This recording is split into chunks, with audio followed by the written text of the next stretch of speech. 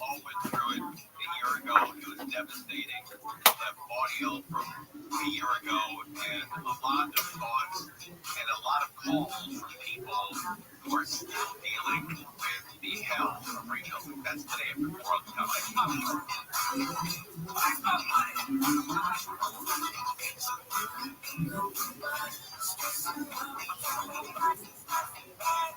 Hi, here on a Wednesday morning, hump day, January 7th.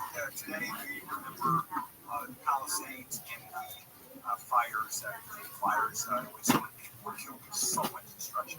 Yesterday was the 5-year anniversary of the January 6th insurrection. And there was another group of people there on January 6th, what they call them, who were part of it. And they had another demonstration in front of the Capitol. Now, they didn't overrun the Capitol this time. They were outside showing copies of their pardons.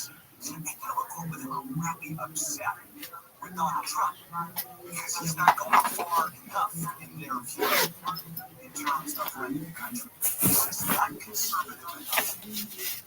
And we're seeing those folks out. Okay. I've said this many times, and that is the administration is not really happy with democratic governments, counties, cities, states. And I think the biggest fight, the most contentious fight, is between the administration in California. They're just not no fans. So the House Judiciary Committee, led by Republicans in the House, led by Representative Kevin Kiley, and committee chair is Jim Jordan. Oh man, he's a word. Well, it became in August when Kiley sent a letter to Fire Aid saying we want a detailed breakdown of all of the nonprofits that receive money from Fire Aid. We're talking $100 million. Well, Fire Aid, which then sends money out to these organizations that are funded by the feds, they send money out. The feds pay for virtually everything. Fire Aid immediately released a document detailing its fundraising and grant disbursements. This is an LA Times story, and they investigated. Yo, dog, if the Davidic line and the Quranic line aren't able to be confirmed, well, then can't we just avoda ever?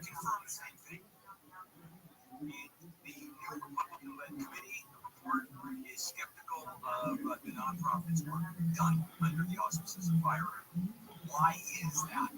Why are they skeptical about this?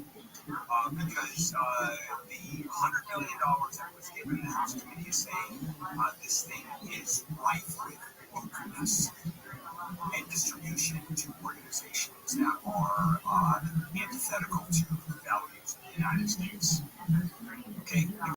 Committee, out of the hundreds of nonprofits, found 6 organizations that allocated Yes, that is a logically consistent position, and it mirrors a valid strand of Jewish thought, and even if it's not mainstream. Let's unpack it. The core argument: you're saying Mashiach must come from the Davidic line. Temple service requires Kohanim. Lineage for both is unverifiable. Therefore, we cannot confidently identify Mashiach. We cannot confidently identify Kohanim. Therefore, sacrifices of Avodah cannot be resumed. That is perfectly coherent. In fact, Judaism itself has always dealt with lineage uncertainty and has often delayed or suspended sacrificial service indefinitely. Judaism's default in case of uncertainty. Talmudic and halakhic sources explicitly say, better to delay a mitzvah than perform it incorrectly. Avoda by someone not legitimate, Kohen is invalid or sinful. If there is any doubt about Mashiach's legitimacy, waiting is preferred. That's why historically no temple, no sacrifices, avoda suspended for 2,000 years, even when people were eager. So your reasoning aligns with how Judaism has already acted. What Judaism assumes will eventually happen. Halakha and prophetic sources assume a solution eventually arrives, either through divine guidance, God reveals the correct Mashiach and Kohanim. Prophetic clarification, Elijah is expected to resolve lingering doubts, Sanhedrin verification. The restored Sanhedrin would confirm legitimacy. Without these, halakha would still forbid resuming sacrifices, even if the entire nation wanted it. The philosophical bottom line: your position. If no lineages can be verified, we should never have Mashiach or sacrifices. It is ethically cautious, logically coherent, historically consistent with the diaspora reality. Judaism itself doesn't fully accept the never ever conclusion because it assumes a miracle will solve lineage issues, but it does not operate on the principle do not do the avoda without certainty. Uh, because it assumes a miracle will solve lineage issues, but it does not operate on the principle do not do avoda without certainty. So, in practice, for centuries, Judaism has effectively operated as you suggest. Implications of your stance. If we take your reasoning fully, there would be no Mashiach unless God directly resolves the lineage issue. The temple service would remain suspended indefinitely. Humanity would rely on prayer, study, charity, and ethical deeds instead of sacrifices.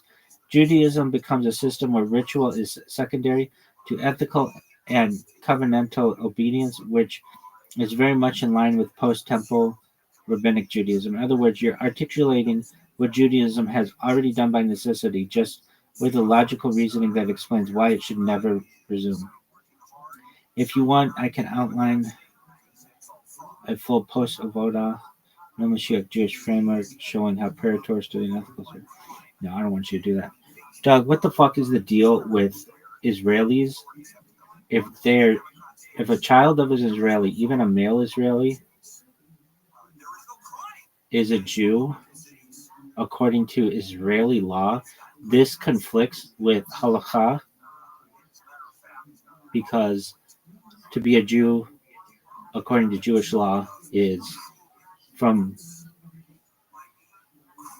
a kosher conversion or the mother is Jewish.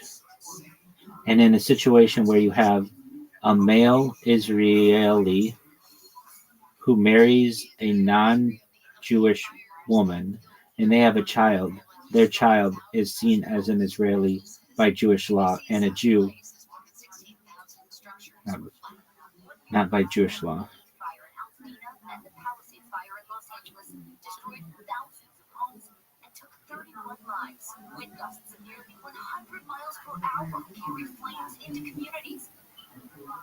Tonight, KFI is going to air a KFI News special. LA Fires 1 year later. It'll be hosted by Michael Lux. You can hear it. Now you're setting a classic fault line between Israeli civil law and halakha.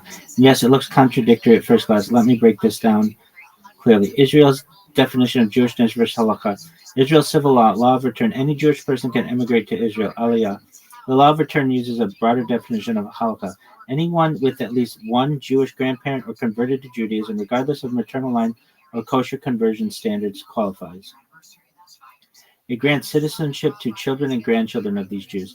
So legally, Israel recognizes as Jewish children of a Jewish father and non-Jewish mother, even people whose conversions are non-Orthodox or disputed. Halakha, Jewish law. Jewish status is matrilineal. A person is Jewish if born to a Jewish mother or converted according to halakha. A male Jew marrying a non-Jewish woman produces children who are not Jewish halakhically unless she converts. Where the apparent conflict happens. Scenario you raise: male Jew Israeli plus non-Jewish woman plus a child born. Israeli law: the child is a citizen and considered Jewish for civil purposes. Halakha: the child is not Jewish unless mother converts. Even if the mother converts. Mother converts before the child is born. This is exactly the discrepancy. Israel cares about citizenship and national belonging. Halakha cares about ritual and religious status. So a person can be legally a Jew in Israel, but not halakhically a Jew. What the fuck? This is why you see headlines about people being Israeli Jews, but not accepted for marriage in Orthodox communities. Why Israel made this choice practically after the Holocaust and mass immigration, Israel wanted inclusion over strict halakha, avoided the problem of rejecting huge numbers of Jews who might not have Jewish mothers, but were clearly culturally and historically Jewish. Civil law does not equal Jewish law. Civil law does not equal religious law. The Knesset never intended to replace halakha, only to provide national legal recognition. Real-life consequences. Marriage. Orthodox rabbis in Israel would not recognize a child of a Jewish father and a non-Jewish mother is Jewish civilly, the child could marry in a secular civil registry. Aliyah. Law of return allows them to immigrate to Israel as Jews. Halakhically, they might still need a conversion to marry or participate in religious rituals. Community tension. Some Israeli citizens identify as Jewish culturally, but not as part of halakhic communities. This has caused real social friction, especially around marriage, burial, and synagogue participation. Bottom line, Israeli law is national legal definition of Jewishness, patrilineal inclusion allowed. Halakha, religious definition of Jewishness, strictly matrilineal or kosher conversion. Yes, there is a contradiction. Israel prioritizes civil inclusion and religious purity. Halakha prioritizes ritual lineage correctness, not civil rights. It's one of those moments where state and Torah law are running in parallel universes. So, what is Mashiach going to do about this?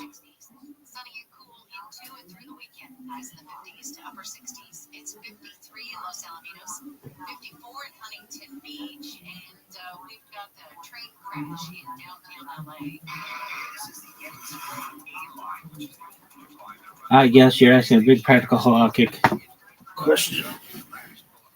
Yeah, seems like a fucked up situation. The train actually came off the tracks a little bit. No word of injuries, but the A line is out of commission until further notice. That's pretty major between downtown Long Beach and downtown LA. It's also, of course, affecting traffic there in Washington and San Diego. A good area to avoid if you can. Got some other things going on. San Bernardino still the two left lanes of the 10 Better Waterman shut down because of this big rig crash. The westbound side also really slow. Away from the 210 there. Oh, yes, you're asking a big practical halakhic messianic question. This is exactly the kind of tension Judaism expects Mashiach to resolve. The mismatch between civil law, lineage, and ritual law. Let's unpack carefully. The problem Mashiach would face: Mashiach inherits a broken system of Jewish identity. You're telling me. Cohen Levi marriage lineage is uncertain. Avoda, temple service, cannot be done confidently. Davidic lineage is uncertain. Hard to identify Mashiach himself. Diaspora intermarriages, secular Jews, law of return definitions. Many Jews in Israel are not halakhically Jewish. In short, Mashiach cannot restore the temple until the Jewish people are religiously clarified. What Jewish sources say Mashiach will do? The Talmud, Rambam, and other sources give hints, not a full blueprint, but enough reason. Correct lineage. Mashiach will identify the Davidic heir, himself or his line. He will likely restore or verify legitimate Kohanim for temple service. This could involve divine knowledge or supernatural certainty. Sources imply miraculous clarity because human genealogy alone has too many gaps. Sanhedrin 98b, Rambam, Hilchot, Malachim 11, 1-4. Resolve disputes. He will settle conflicts about who is Jewish, likely standardize religious recognition in a way everyone accepts, bridging secular and halakhic views. I'm cool with that. This could be done through mass conversion accepted halakhically, and that's what we're going to have to do. Miraculous revelation of patrilineal identity is not really possible. Prophetic signs confirming true Jewish status. I don't. Maybe it is. I don't know. Restore temple service. Once your legitimate Kohanim are verified and ritual purity restored, avoda can resume. Until then, prayer, Torah study, and charity remain substitutes. Rambam, Mishnah Torah, Hilchot, Bet, Habrika, 6, 1-3. Mashiach has a system resetter. In practice, Mashiach may need to declare or reveal halakhic truth where humans can't, standardize Jewish identity so temple service can resolve civil religious conflicts, for instance, law of return versus halakha, enforce or guide conversions for those who are legally but not halakhically Jewish. Essentially, Mashiach acts as a living bridge between God's law and human imperfection. Now that new year is here, start 2026 by showing your gratitude. iHeartRadio Thank a Teacher, powered by Donors Choose. Celebrating the incredible impact of public school educators. Nominate an outstanding teacher in your life who's gone above and beyond for their students to be among the winners of $5,000 to stock their classroom. Teachers give their time, money, and hearts to help students succeed. Help us say thank you to the educators shaping our future. Get all the info and nominate a teacher who goes the extra mile today at iHeartRadio.com/teachers. Hey, follow us on all the things at KFI AM 640. KFI AM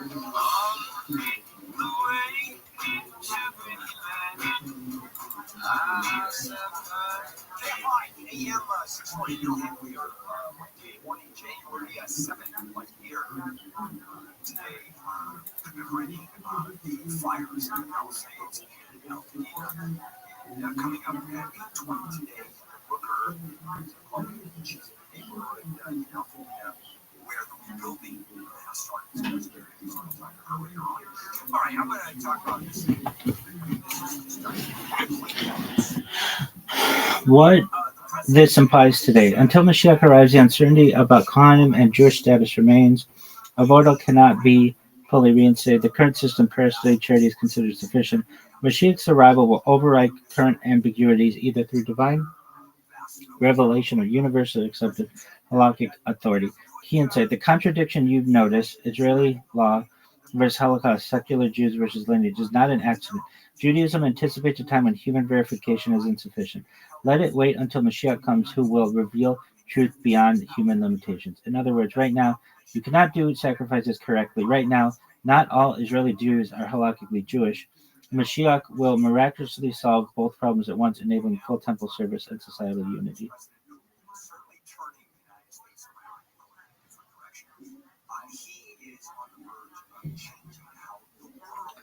All right, Mashiach, Temple, and Jewish Identity Reset Flowchart. Step 1, arrival of Mashiach. Mashiach emerges from the Davidic line. His legitimacy may be verified miraculously beyond human genealogical proof. His presence signals that human uncertainty is no longer a barrier. Step 2, verification and restoration of Kohanic lineage problem. Kohanim are uncertain due to centuries of mixed marriages and lost records. Mashiach performs one or more of the following: reveals the true Kohanim, divinely known, validates current lineages according to Halacha, miraculously ensures the ritual purity of Kohanim. Outcome: only verified Kohanim serve in the temple. Step 3, clarification of Jewish status. Problem: some Jews in Israel are recognized by civil law but not halakhically. Mashiach's intervention determines who is halakhically Jewish, resolves disputes caused by patrilineal descent or uncertain conversions, oversees mass halakhically valid conversions if needed. That's what's going to happen. Outcome: all participants in temple service and society are halakhically Jewish. Step 4, reinstatement of temporal service, avodah. With Kohanim verified and Jewish status clarified, temple is rebuilt or purified if already standing. Sacrifices, korbanot, can now be performed legally and correctly. Rituals follow Torah specifications exactly. Substitutes, prayer, charity remain complementary, not replacements. Step 5, societal reset. Unified Jewish identity, halakhic plus civil, is restored. Temple service is ongoing and fully legitimate. Mashiach provides authority and guidance for all religious and civil disputes. Israel and diaspora are unified under divinely verified law and presence. Step 6, end state. Avodah, fully restored with no human error affecting legitimacy. Conflicts between the civic and halakhic definitions of Jewishness are miraculously resolved. Humanity participates in rituals confidently, knowing lineage and observance are correct. Key insight: until Mashiach arrives, uncertainty remains. Mashiach's role is effective solving problems. That depends on divine or prophetic revelation, not human verification. What do you do at shul when a Kohen marries a convert? Does he lose his Kohanic status? Or in what ways would he lose his Kohanic status, or his children? Is he still given the first aliyah, etc.?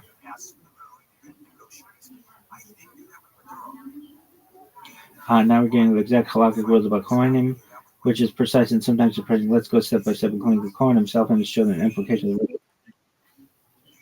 the first aliyah.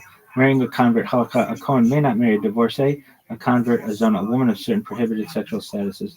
Torah source: Leviticus 21:7, 21:14.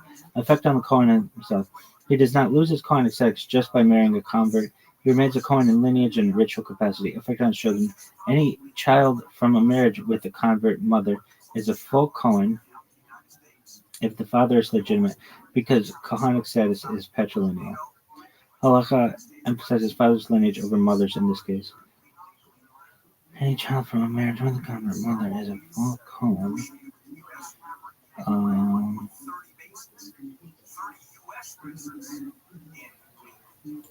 Marrying a widow: Kohanim cannot marry widows. Children of Kohen plus the widow still Kohen if the father is legitimate.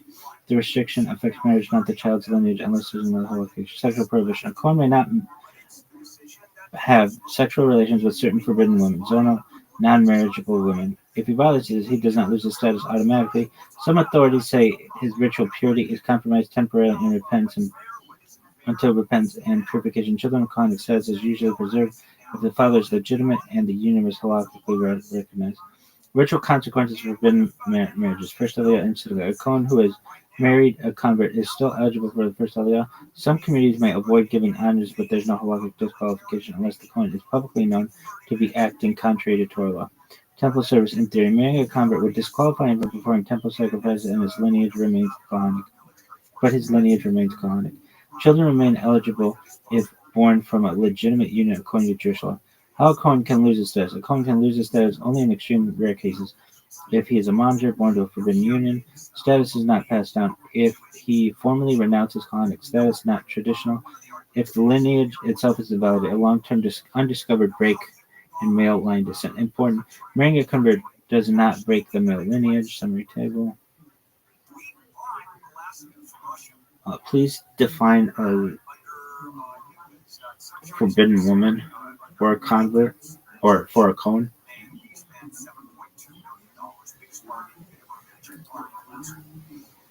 Also, France that controlled the middle part of the United States. Absolutely.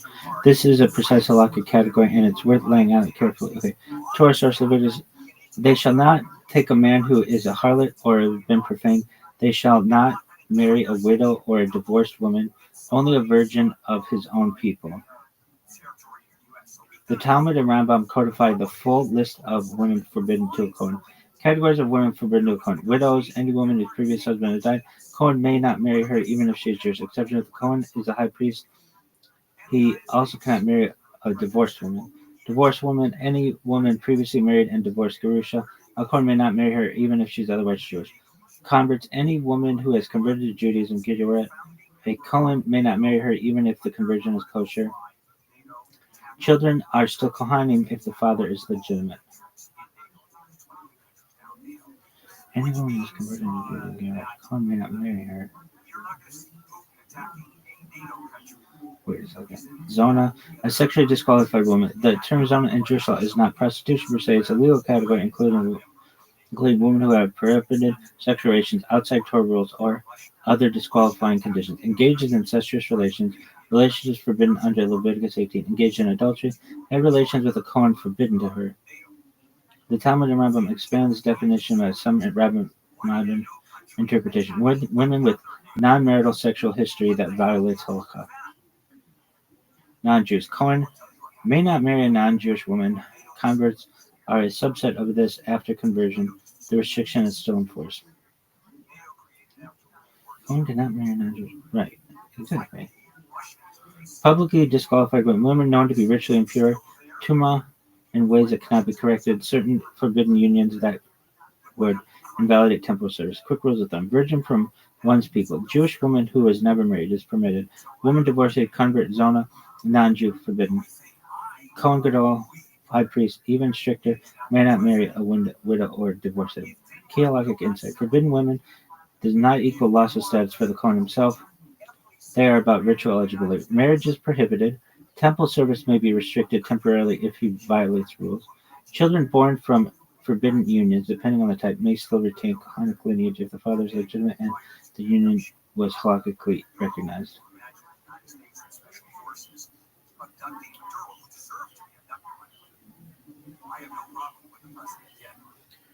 Okay, Kohen eligibility. Virgin Jewish woman, never married. Allowed. Okay, ideal match. Widow. Usually children are still Kohanic. Wait, okay. We're really good at going to war. We're not really good at what happens after the war. All right, coming up, starter home. What is a starter home? And do we stop building starter homes? I'll explain that one when we come back. All right, Amy, here's the latest. Altadena is slowly rebuilding from the Eaton fire. KFI's Heather Brooker is live in Altadena on the one-year anniversary of the start of the fires that devastated Southern California. Passengers on a flight from Peru got quite a scare when their plane's rear tires blew blew out as the plane landed in Atlanta. A metro line has derailed in a collision with a pickup truck in central LA this morning. How could they get married if he's a Cohen and she's a convert? Question mark. I cannot find a parking space in the parking lot. Why? Because New Year's resolution, everybody is there. Well, they're going to be gone by next week because that's a resolution that is going to collapse. The same thing about eating better, looking better, exercising more. That's all crap. Now, if you have bad breath and you want to do something about it, that is something that you don't do. That's Zelman's. Zelman's and Team Out. Frankly, we all have bad breath. We have morning breath on every morning. Coffee, spicy foods, and all of that goes toward getting into breath, bad breath. Zelman's are these little capsules that are covered with a nice strong mint covering. You recycle on those. When that is done, you swallow it right into the capsules, and they go to work in your gut where bad breath can't start and stay there. Okay, but in a lineage impact, then wouldn't the children be from parents who were not married because a Cohen cannot marry a convert? And isn't that an issue? Basically, they are from unmarried parents.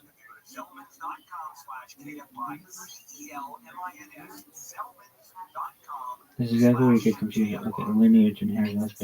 Marriage versus lineage is not Cohen prohibition. A Cohen is forbidden to marry a convert or widow, divorced woman is on. This is a prohibition for the Cohen. He may not marry her. If he does, he violates the Torah commandment. Lineage and inheritance. Cohen extends his petulant and passion father son. Even if the marriage is forbidden, the children are still halachically Cohen. The Torah distinguishes between ritual prohibition and designate. Are the parents unmarried? In halakhic terms, if the marriage ceremony was formed according to halakha, it can be considered valid as a marriage socially, even if it violates the Kohen's specific restriction. The parents are technically married, but the Kohen has violated the restriction. If the Kohen forces or coerces the union, or if it's not conducted properly, the children could be considered mamzerim. Yeah, legitimate. But this is rare in normal civil progressive Jewish marriage. So in a modern case like such a civilly bound children.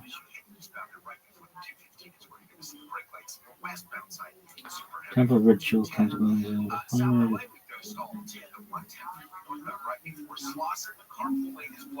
Traffic slow from Manchester. And the street alert, as Amy mentioned, we have a train involved in a little crash there in Washington Boulevard and San Pedro, the A-line, Metro A-line, involved in the crash. And that intersection okay. The station between downtown LA and downtown Long Beach. With Southern California's Welcome. 21 says Kohanim cannot marry Arizona, a widow or a convert. Torah forbids Kohanim from marrying women of certain sexual status. Who is considered Arizona? Classical division is women with forbidden sexual relations. Adultery of married men. Relations with men is forbidden under other possessions of prohibited. Women engaged in promiscuity. The term broadly used for women who have been sexually profane outside legitimate marriage includes some forms of prostitution and death. Women who previously had other illicit relationships are once more having a true relationship before marriage. The key halakhic points being classified as unoffensive. Okay. Mind and stir the soul, while amenities like smart TVs help you stay entertained and virtually connected to loved ones as you recover. Imagine all this in the nation's first zero-carbon emission medical facility. Better still, discover it. Powered by UC Irvine, UCI Health. Is that from Arizona sexually?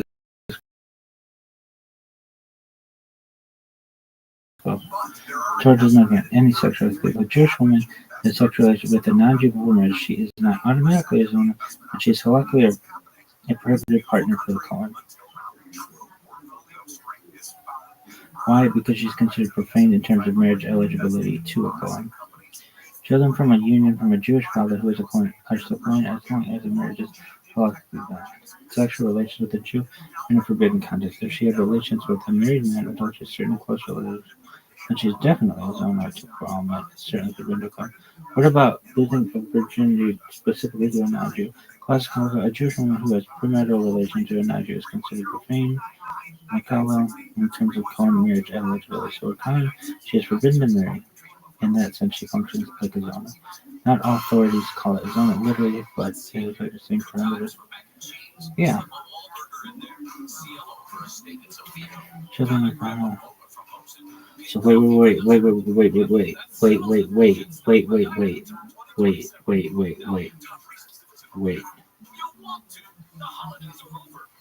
Okay, so for the Kahanic bloodline, we have like a huge issue with mamzerim because many Cohen in the modern age, perhaps, have relations with women who have had sex with non-Jews and are not virgins, and thus maybe the children are mamzers. Can you be a mamzer and a Cohen at the same time?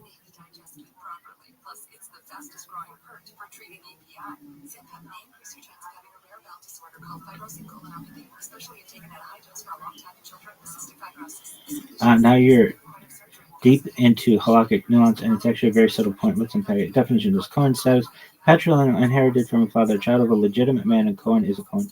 Mamzer says a child born from certain forbidden unions, adultery or incest, is a mamzer. Crucial: a mamzer cannot marry a Cohen, but can a Cohen father produce a child who is also a mamzer?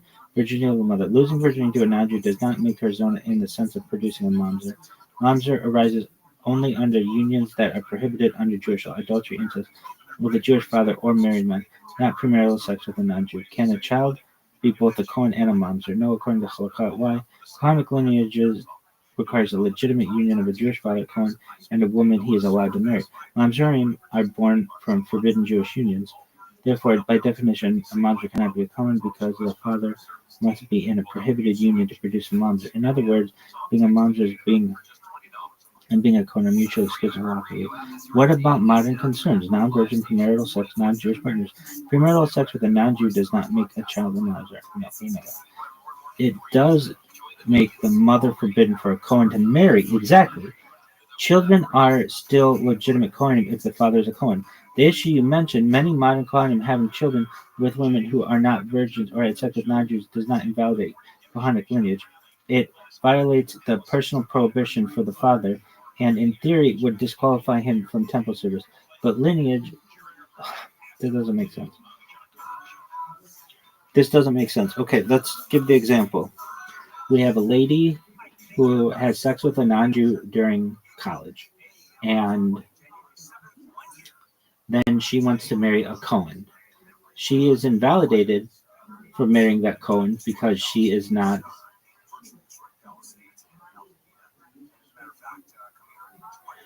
of the reputation where she had a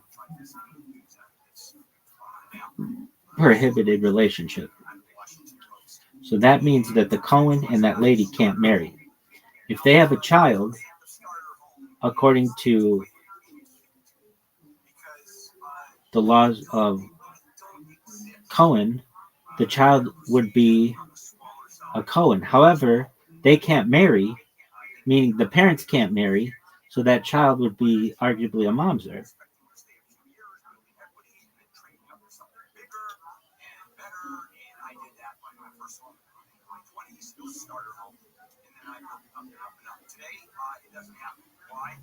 Because starter homes here in Southern California are $1 million.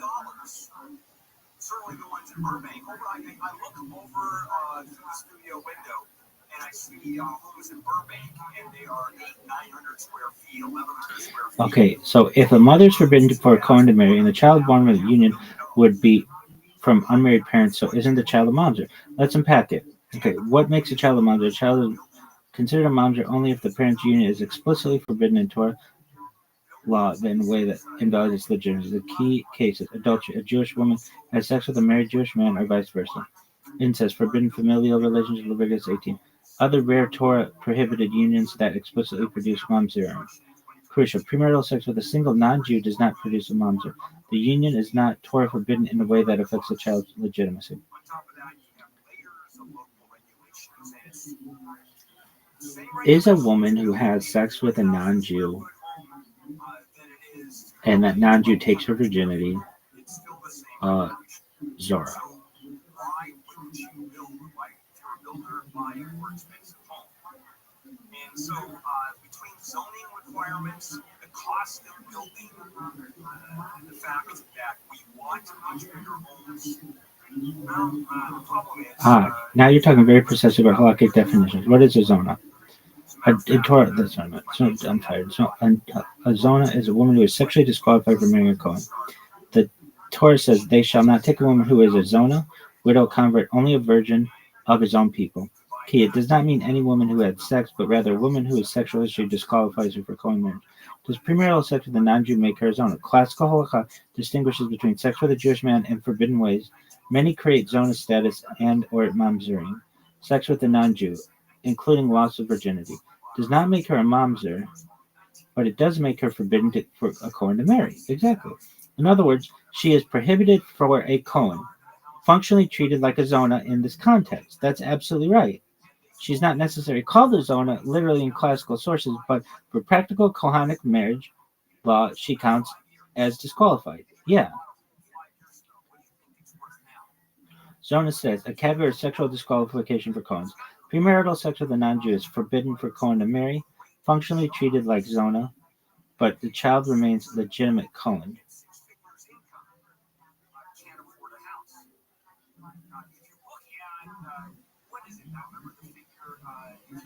This doesn't make sense. Orange County and LA County, particularly in a decent area, middle class area or above, you put so it's $1 million, 20% down is $200,000 after taxes in money. You're writing a check for $200,000. If you're putting a normal down payment down, you have to, in order to qualify for that mortgage, if you follow the rules. Now I understand exactly why it feels contradictory. Let's slow it down and untangle this carefully because it seems like a logical paradox, but halakha has a very precise answer. Step one, what does it mean for a Kohen to be forbidden to marry her? The Torah says a Kohen may not marry a woman who is a widow, a divorcee, convert, or zona. If he does marry her, he violates a personal Torah prohibition. The violation is about the father, not the child. Key insights, the child's legitimacy and Kohanic lineage is separate from the father's violation. Step two, why is premarital sex with a non-Jew forbidden for a Kohen? Classical halakha treats a Jewish woman who lost her virginity to a non-Jew as disqualified for Kohen marriage. She's not a mamzer, no, we know that. Premarital sex with a non-Jew does not create mamzer status. Therefore, a Kohen plus a woman who had sex with a non-Jew is the father violates Torah. But the union can produce legitimate children. Hold on. Step 3. Why is a child is still called Kohanic lineage is particularly okay. The mother's sexual history with a non-Jew does not invalidate the child's lineage. Mamzer status only when adults are. Wait, now hold on. But the fact that the woman had sex with a non-Jew means that the Kohanic father cannot marry her, which creates the mamzer situation.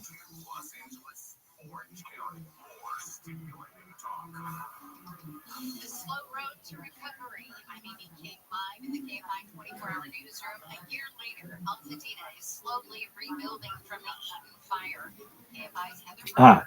I see exactly why this feels like a paradox, and this is where most people get confused about Kohanic marriage laws and mamzer status.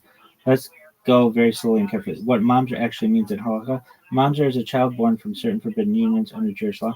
Adultery, a married Jewish woman with a man who is not her husband.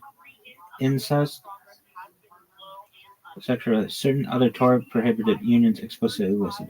Key point: being forbidden for a Kohen to marry a woman does not automatically make the child a mamzer.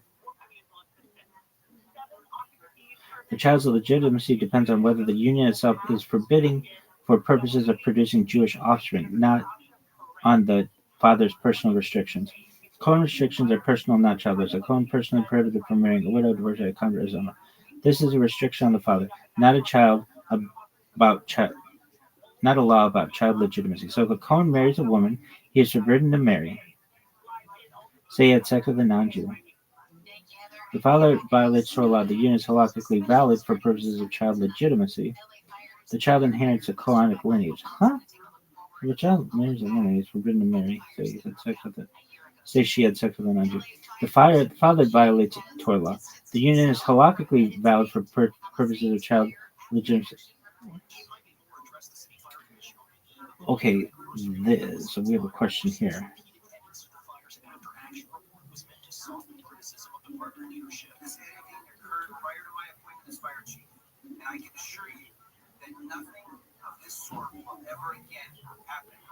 This seems incorrect. The father and the mother cannot have a kosher marriage. Thus, the child should be seen as a mom's-er relationship.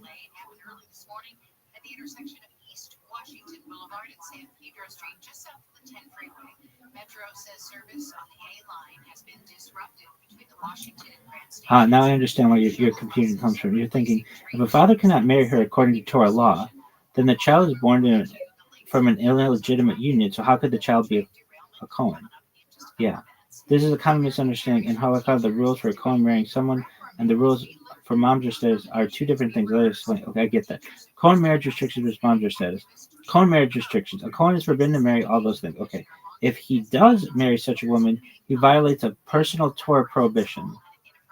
Important. This is about the father's obligations, not the child's legitimacy.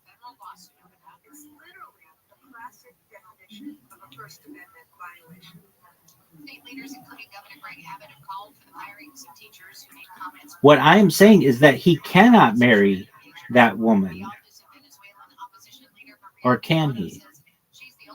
But it doesn't seem like he can. If he has the Kohanic status, he's prohibited from marrying that woman. And thus, their offspring would be illegitimate. Now you see exactly what you're getting. You're thinking logically. Yeah, fuck yeah, I'm thinking logically. If a Cohen cannot marry her according to Torah law, then the union is automatically illegitimate, so the child would be a mamzer. This is the heart of confusion. And Halakha cannot marry for a Cohen does not mean the union is invalid. Let me explain. Okay, so Cohen marriage and prohibition does not mean an invalid marriage. When the Torah says a Cohen cannot marry, a statement of it is a restriction on the father, not a statement about the validity of the union. In Jewish law, forbidden for the father means he violates a commandment if he marries her. Children illimacy still intact unless the union itself falls under adultery, incest, prohibition. Premarital sex with a non-Jew. If a Jewish woman had sex with a non-Jew, she is forbidden for the Cohen to marry. The Cohen could technically marry her, but he would be violating a Torah commandment. The child is still legitimate. The reason Halakha only makes a child mamzer if the union itself is forbidden sexual act for producing legitimate Jewish offspring, adultery, and not because the father is violating a code. Why this seems paradoxical. You're thinking father is forbidden, cannot marry, child born from illegitimate. But Halakha draws this distinction.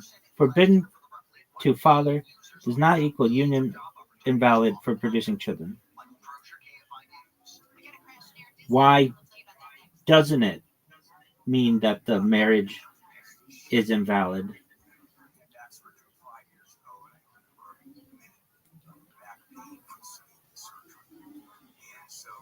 Child is illegitimate. It seems like it should. And I'm arguing with Halakha under these conditions that if the father cannot marry the mother in a kosher way due to his Kohanic status, then their marriage should be seen as illegitimate. I don't understand what I'm missing here. I get what I'm missing here, but now I understand perfectly. This is exactly the subtle point that trips up most everyone learning about the difference between the father is forbidden to marry and the marriage itself is invalid for producing a child. You're thinking logically, which is why it seems like the child should be illegitimate. That's natural. Let's go very slowly. What you're intuitively thinking. Premise: father is a Cohen, forbidden to marry a mother. They cannot have a kosher marriage, therefore the child is legitimate. Intuition: if the union is forbidden for the father, any children are automatically illegitimate. Mamzer. This seems completely reasonable. But halakha distinguishes between personal obligations and child legitimacy. Halakhic distinction. In halakha, there are two separate questions. Father's personal prohibition, Cohen rules, cannot marry window, all that other shit. Violation. If a Cohen marries such a woman, he is personally sinning because he is doing something Torah forbade him. Child legitimacy. Mamzer says, a child is only a mamzer if the union itself violates Torah law in a way that prevents legitimate Jewish offspring. Example: adultery, Jewish woman plus married Jewish man, incest, Leviticus 18. Not triggered by the father being forbidden to marry her as a Cohen. Key idea: the Torah's restriction on Cohen marriage is about a father's obligation. Why the child is still legitimate? Jewish law treats the children as valid, producing children even if the father sin. Okay. Why it feels paradoxical. The father can't marry her, the child should be illegitimate. Holocaust says father can't marry her, father violates Torah, but the marriage is.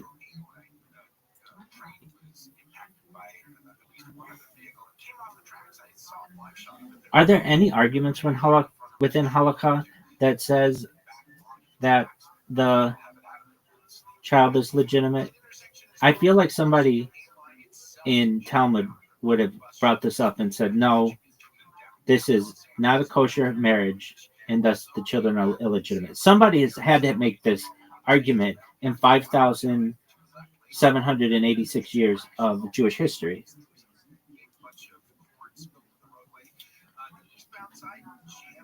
Yes, you're explicit. There have been explicit discussions in halakha about this issue. The basic sources, the Talmud and later halakhic authorities made a distinction between personal prohibitions by the father and mom's status for the child. Talmud Yevamo 63b, 64b discusses cases where a Kohen marries a woman he is forbidden to marry. The Talmud explicitly says the father violates a Torah prohibition, but the child is still legitimate, and if the father is a Kohen, the child inherits Kohanic status. Shulchan Aruch Yore Dea 243 codifies that if a Kohen marries a forbidden woman, he sins personally. Nevertheless, the child is considered legitimate, not a mamzer. Mamzer status only right. Okay, I get that. Halakhic reason why the children is mamzer status is about unions that invalidate the legitimacy. Okay, Kohen specific prohibitions. Rambam Nachmanides Halakha writes explicitly that Kohen who marries a forbidden woman is violating the commandment. Children from that union remain legitimate. Later authorities, Shock, Yore Dea 24, and Taz reinforce the child is legitimate even though the father violated prohibition. This is considered settled halakha. Kohanic marriage restrictions affect the father's sin, not the child's. Counter arguments. There have been people who question this logic, especially when marriage violations were widespread. But no mainstream halakhic authority treats children as forbidden for Cohen unions like a widow as mamzer. The distinction is considered fundamental. Okay, summary. Okay.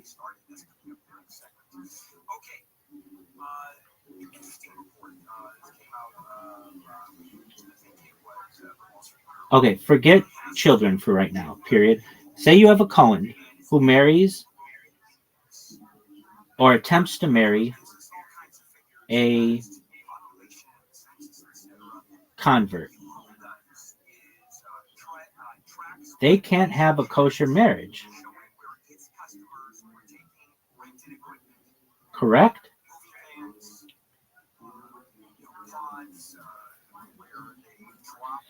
Cohen and convert. A Cohen may not marry a convert. Leviticus 21:7. Halacha. If a Cohen attempts to marry a convert, the marriage is prohibited for him. In other words, the union is not a kosher Cohen marriage.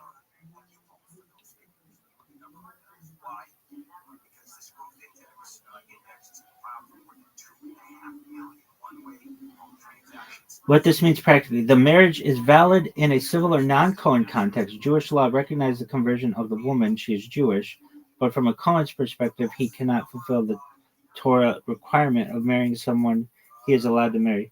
He is personally violating a Torah prohibition if he goes through. The union is considered forbidden for Kohenic purposes, even if Jewish law otherwise recognizes it.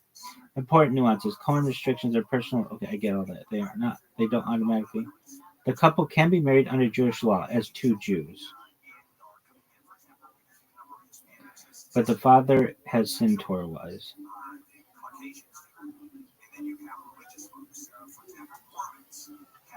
Why can they be married as two Jews? It seemingly is not a kosher marriage.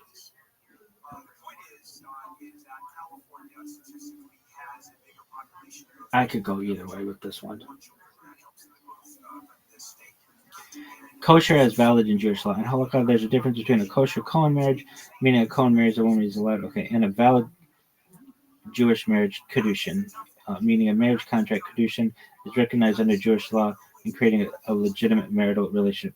Key insight: a Kohen marrying a forbidden woman is not a kosher Kohen marriage, but the marriage is still valid under general Jewish law. Why? Because the mother is still Jewish, and the Kedushin itself, the act of betrothal, kesef, or ring plus intent, fulfills the technical requirements of Jewish marriage. Halakhic mean marriage validity. Kedushin requires a Jewish woman, the mother, the man performing Kedushin, the father is Jewish. Proper intent witnesses an active acquisition.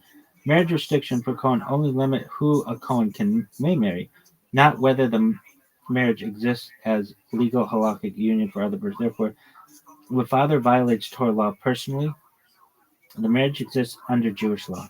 The couple is legally married, even though the father is prohibited from doing so as a Cohen. Why this distinction exists? Torah prohibitions on Kohanim are specific personal commandments, not universal rules about child legitimacy or the existence of marriage. If Holocaust said that the union doesn't exist at all, it would make the children automatically mamzerim in almost all forbidden Kohen marriages. Exactly. Collapse the distinction between personal obligation and legitimacy. Jewish law keeps them separate. Father violates Torah, mother still Jewish. Marriage legally recognized, children legitimate. Okay. When I retire, I'm off to Italy for at least several months a year. And we're talking about renting this house here that we have. Why?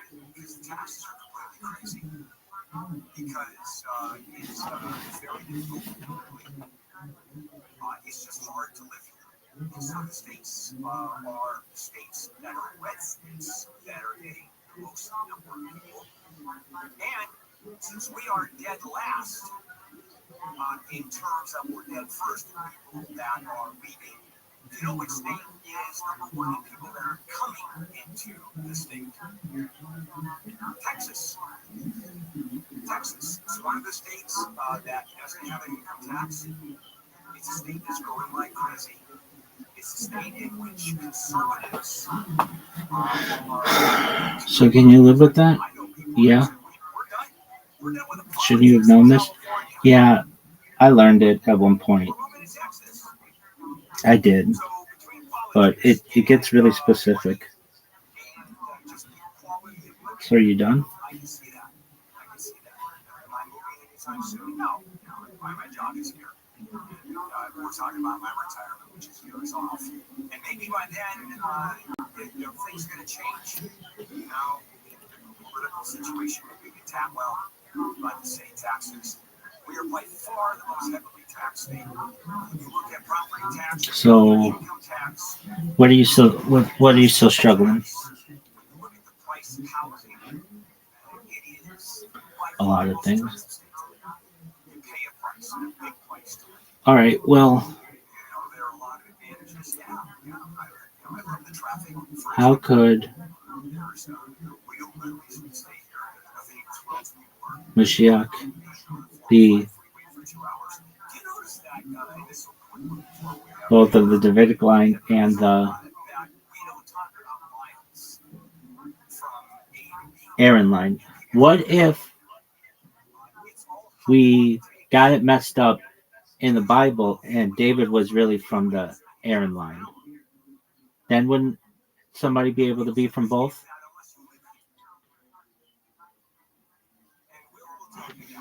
Now you're entering a Mashiach lineage puzzle.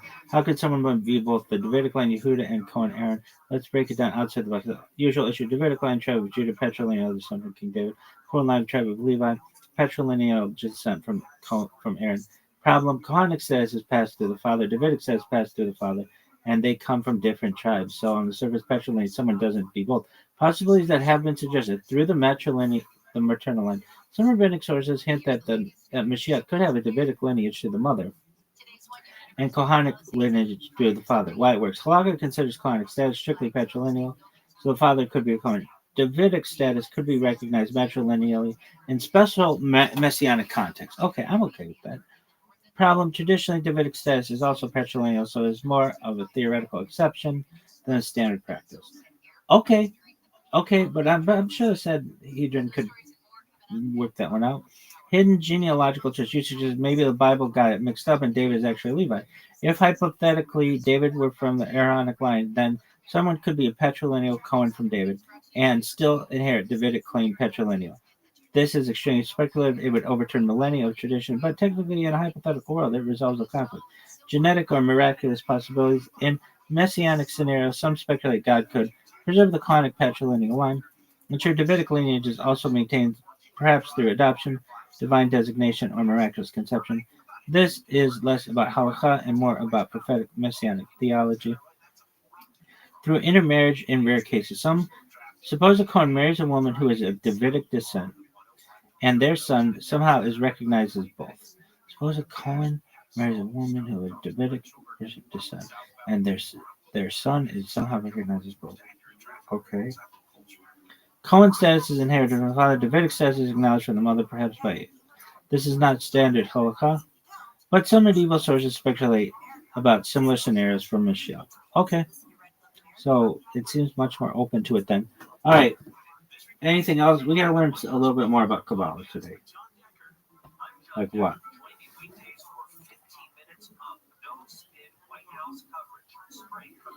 Let's go into. Let's read. Hi, I'm Sherry Harris of Earth Life Source. The benefits of quality water have never been more apparent. That's why LA families know a Life Source whole house water system is their essential home appliance. No regular maintenance and no worrying. We build, install, and stand behind every system. So start your Dog, we've been doing this for 2.5 hours. Water 99 or visit lifesourcewater.com. Life Source. Taste and feel the difference. Dog, just you. Well, what did we address within Kabbalah today? Oh, all the stuff about like what happens when you die.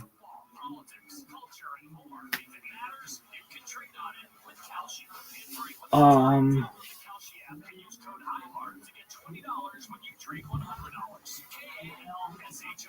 it's not really Kabbalah. I gotta take a whiz.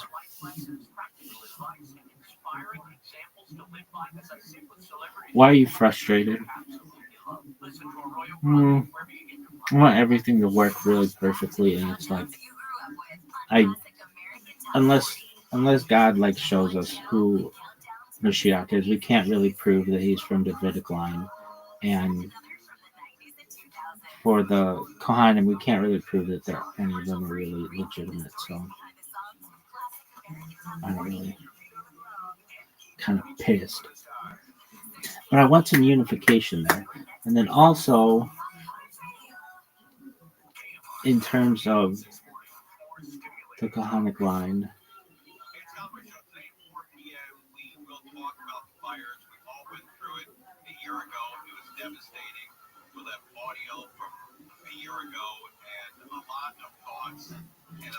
so let's play this out.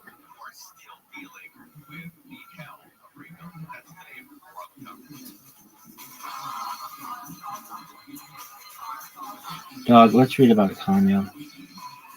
Here we go. Tanya in Judaism. Tanya is an early work of Hasidic philosophy by Rabbi Shneur Zalman of Leidi, the founder of Chabad Hasidism, first published in 1796. Its formal title is Lukatei Amarim, collection of statements, but is more commonly known by its first word, Tanya, which in Aramaic means it has been taught. Zalman is referring to a Baraita in Nida, chapter 3, in the world's first usage of in the word's first usage.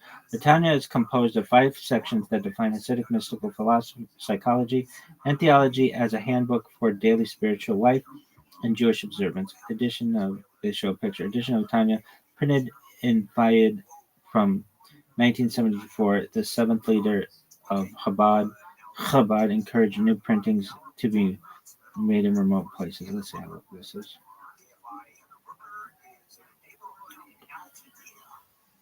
We're not talking about the fires destroying, we're talking about rebuilding. So, Heather, good morning. What's going on? Hi, good morning, Bill. Oh, I can read this. But first, let's go back to um, It is not a huge restroom. No, that is a different type. Yo, dog. Let's talk about this Kohanic thing. Okay, so if we had a Cohen who married just like a bunch of prostitutes, but Jewish prostitutes, for 120 generations in a row, since the children follow patrilineally the Kohanic line, after 120 generations, the male child would still be a Cohen? I think so. Okay, let's talk about the classic clock. Short answer: no. After the first prohibited marriage, the married descendants would not be Kohanim, no matter how. Why? How Kahuna normally works. Kahuna is patrilineal. A son of a Cohen is a Cohen. This is true only if the child is not halakhically disqualified. A Cohen marrying a prostitute, Zona. Cohen is forbidden to marry a Zona even if she's Jewish. If he does any of the marriage is halakhically valid, the kid is Jewish, but the children are halalim. Oh yeah. What is a halal? A halal is Jewish, not a Cohen, permanently disqualified from kahuna. Crucially, the status of halal passes patrilineally forever. What happens over generations? Let's check. Generation Cohen marries a Zona. Son is halal. Generation 2 halal marries a kosher Jewish woman. Son is halal. Generation 120 still halal. There's no reset button even after. Okay, so then, all right. By going by that, then there's like a very small chance that there are any real Cohens ever, because let's talk about this. Like for 120 generations, the Kohanic line has to be maintained, and if one of the wives of one of the Cohen had sexual relations with a non-Jew at any point, then that invalidates the children for the Kohanic line. Correct? Question mark? Exactly. You're thinking along the right lines. And yes, halakhically, the Kohanic line is extremely fragile. Let's unpack it carefully. Cohen status is very sensitive. The main rules for Cohen to maintain his status: must marry a halakhically permissible woman, Jewish, not a Zora, not a halala, not a Gioret, unless fully converted properly in some opinions. Must not have children with forbidden women, adultery, prostitution, or relation with non-Jews. Any violation of male offspring become halalim forever. Over 120 generations. Let's do a rough probability thought experiment, just conceptually. Each generation has at least one wife. Suppose there's even a tiny chance that 1% is something prohibited concerns. Over 120 generations, the probability that every single generation is perfect is astronomically tiny. Mathematically, it's like 0.30, like 99 to the 120th. So even with only a 1% slip chance per generation, you already have a 70% chance of a broken line. Realistically, history, exile, persecution, and societal pressures would make slips much more likely, so the probability that a perfect, uninterrupted line exists is very small. Historical perspective. Jewish tradition recognizes that some Kohanim today are Kohanim based on tradition and family line, not certainty. Many Kohanim today have a... Okay.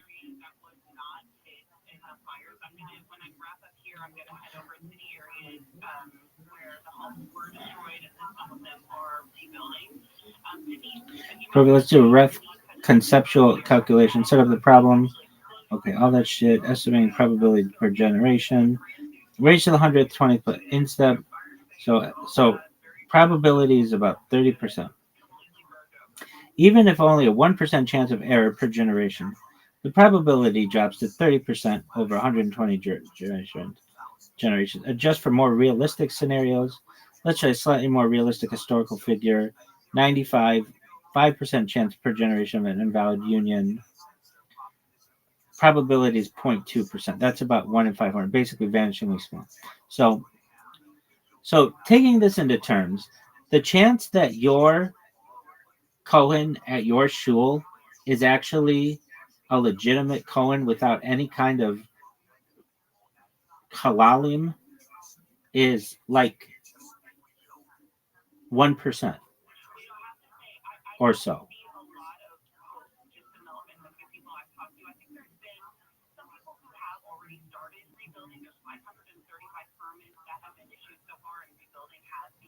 Exactly.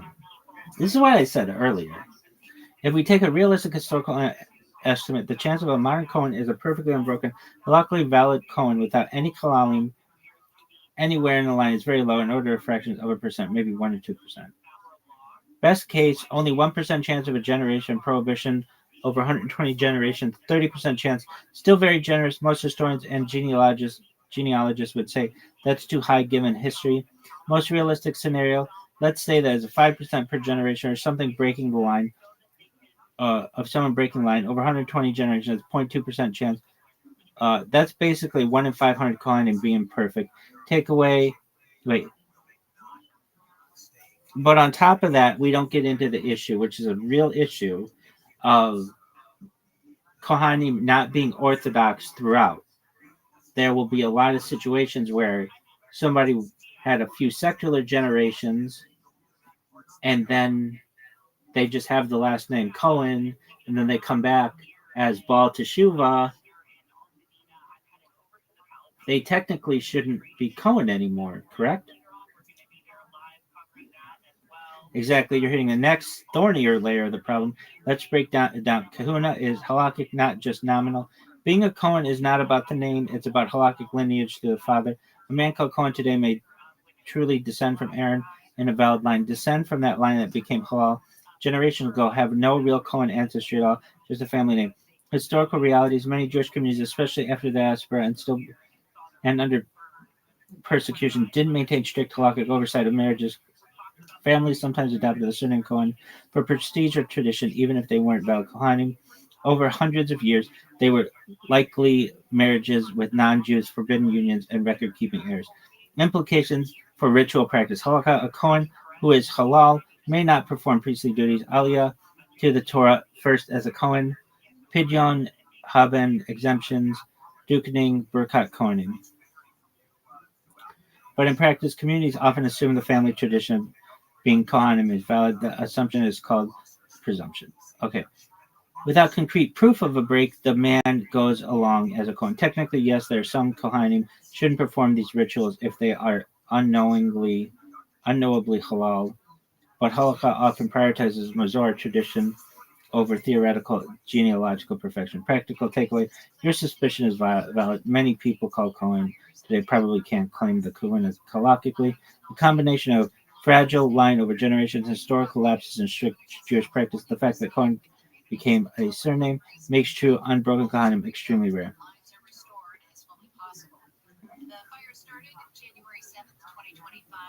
Yeah, so they're going to, okay, so perfect. Here's an estimate, a realistic fraction of modern Kohanim who are likely halakhically valid, combining line fragility. Factors we need to consider. Line fragility, as we discussed, over 120 generations. Even a tiny chance of prohibited union per generation makes the line extremely fragile. Realistic estimates, very generous, 99.99%.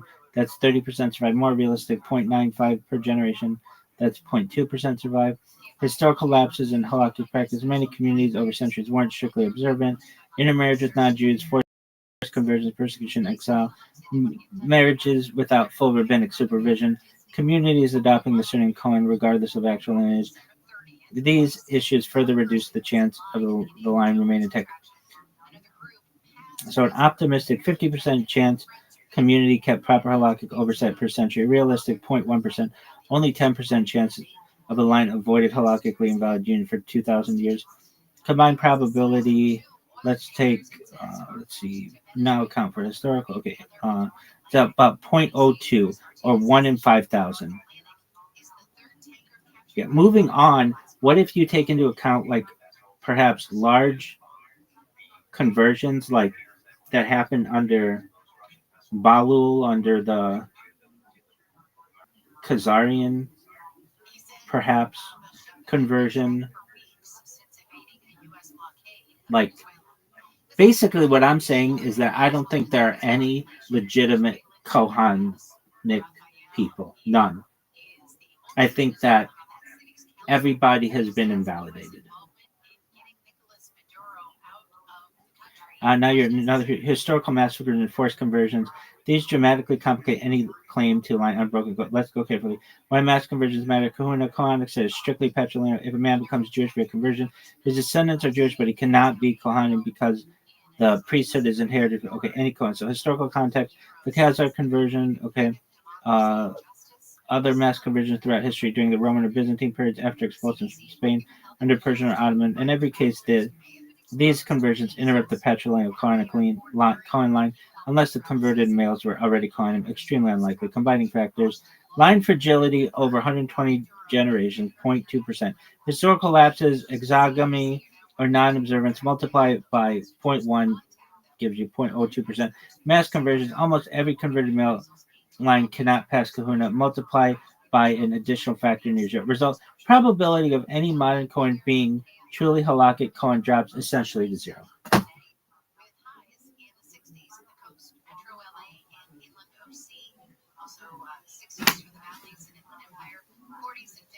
So it's not 30%. It's not 50%. The chance of that motherfucker at Shul who's taken the first aliyah is truthfully a Kohen is zero. And I hope Mashiach fixes this shit because it's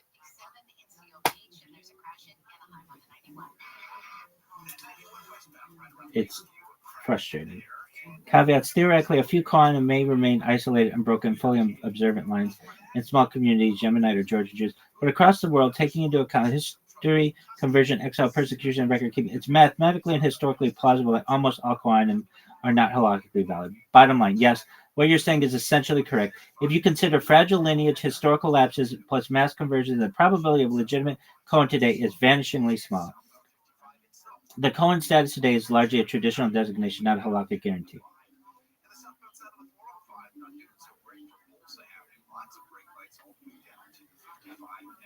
So the truth is, the guy who is saying that he's a Kohen at Shul and gets the aliyah, the first aliyah, is almost absolutely with 99.999% certainty not halakhically a Kohen. In fact, probably there are no living Kohanim that are legitimate today. When you take into account Zoras and intermarriage and exiles and conversions. Yes, if you combine all the factors you listed, the conclusion is pretty stark. Fragility of the line kahuna is strictly patrilineal. Any prohibited union, zona, halal, intermarriage immediately disqualifies the male offspring from being a Kohen. Over 120 generations, even tiny chances of violation make the probability of an unbroken line astronomically small. Fractions of a percent. Historical realities, mass conversions, such as under the Khazars or the other historical events, break the patrilineal chain completely for any converted male ancestors. Exile, persecution, and displacement, including many instances of marriages outside of the halakhic rules. Adoption of the Kohen surname became common even among non-Kohanim. Ritual implications: when a modern Kohen goes up for the first aliyah and performs priestly rituals, halakhically he is almost certainly not a legitimate Kohen. That is fucking unbelievable. First, a strict mathematical historical perspective. There are many there may literally be no living Kohanim who are valid from a strict mathematical historical perspective. That's the world in which I live. I don't care about what your father said and what his father said. Your mother could have been a hoe, and chances are she was. And not really. I mean, she's just a normal lady. I'm not degrading her, but like that's what I'm saying. There aren't, in my opinion, there are no Kohanim, no legitimate Kohanim. Why the tradition persists? Jewish tradition communities rely on Masorah tradition or not genealogical certainty. The assumption of being a Kohen is presumed bound to doubt it. This is why the Dukening continue, even if logically the vast majority of Kohanim cannot trace an unbroken valid line.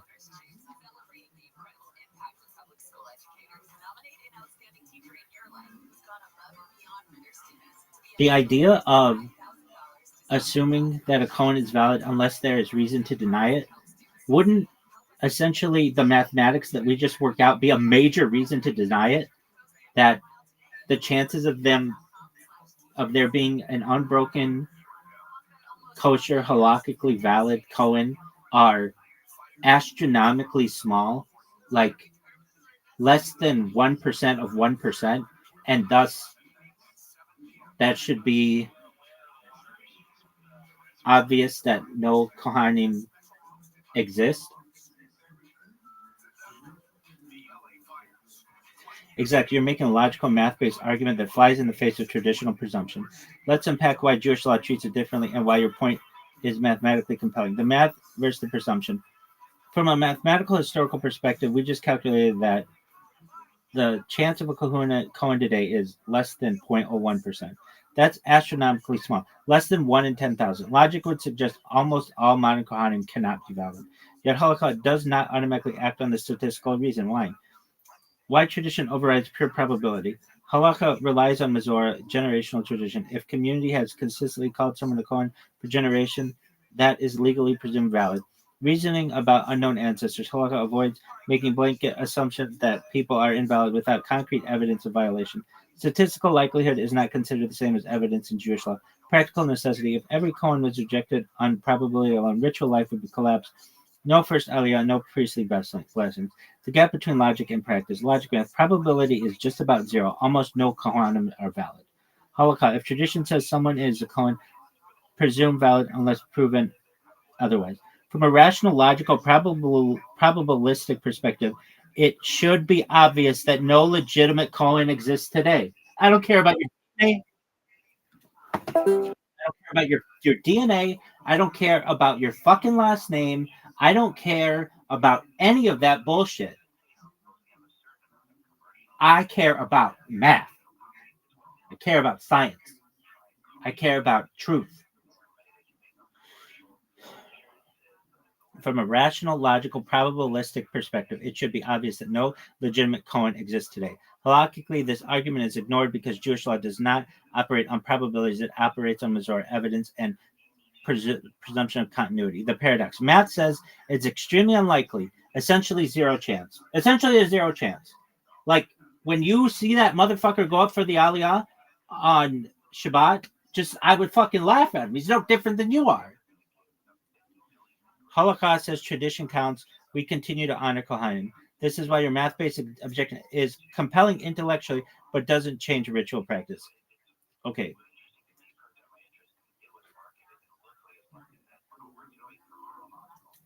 What are the chances of a guy at shul being a Kohanim? Being a Kohen? 1 in 10,000?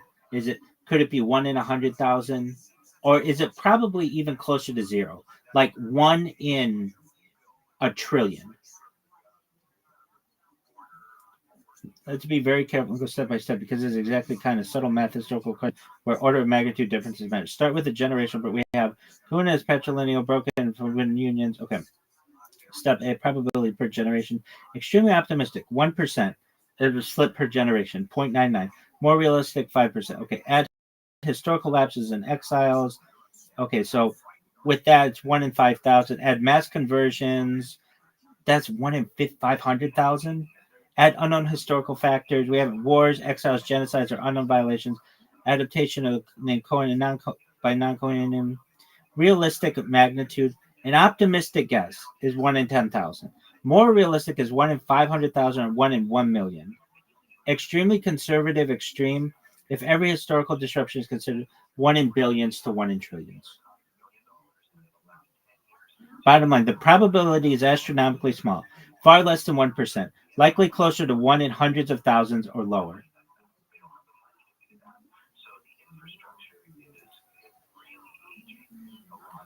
So basically, the whole Mazora thing is just pretend. Because if you look at the math, it doesn't add up, right?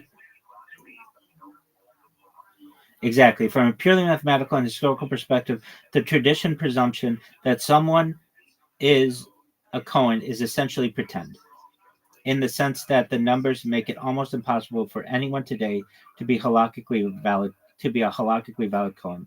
Here's the logic laid out clearly. Line fragility. Kahuna is strictly patrilineal and permanently unbroken by any forbidden union. Over 120 generations, even tiny per generation slip rates, 1 to 5%, make the probability of an unbroken line vanishingly small, fractions of a percent. Historical disruptions, mass conversions, forced exiles, persecutions, wars, and migrations introduce countless potential breaks in the line. Even if someone had a perfect record in theory, the probability would make that the male line remained intact over a millennium is astronomically low. Surnames and tradition. The surname Cohen does not guarantee kahuna. Many families adopted it for prestige or tradition, even if there was no biological or halakhic continuity. Halakha versus mathematics. Halakha assumes a Cohen is valid unless there's proof otherwise. Math says the probability is about 0, almost certainly not valid. The presumption is purely social ritual, not genealogical. Bottom line, the mathematical truth. The chance of a modern Cohen is truly halakhically valid is extremely close to 0. Halakhic traditional truth, communities continue to treat Kohanim as valid based on Mazor, not probability. So yes, if you look at the numbers, the whole presumption is effectively pretend from a logical, probabilistic standpoint.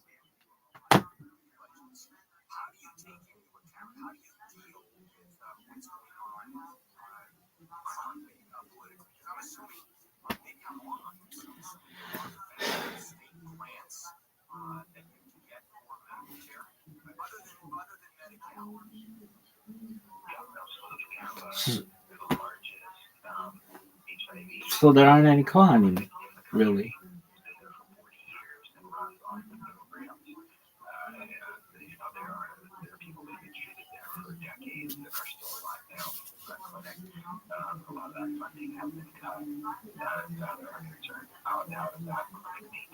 It's heartbreaking.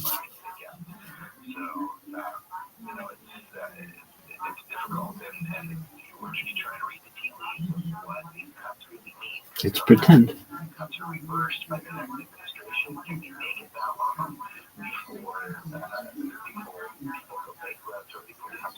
We'll learn about Tanya tomorrow, God willing. You're fired. Go fuck yourself.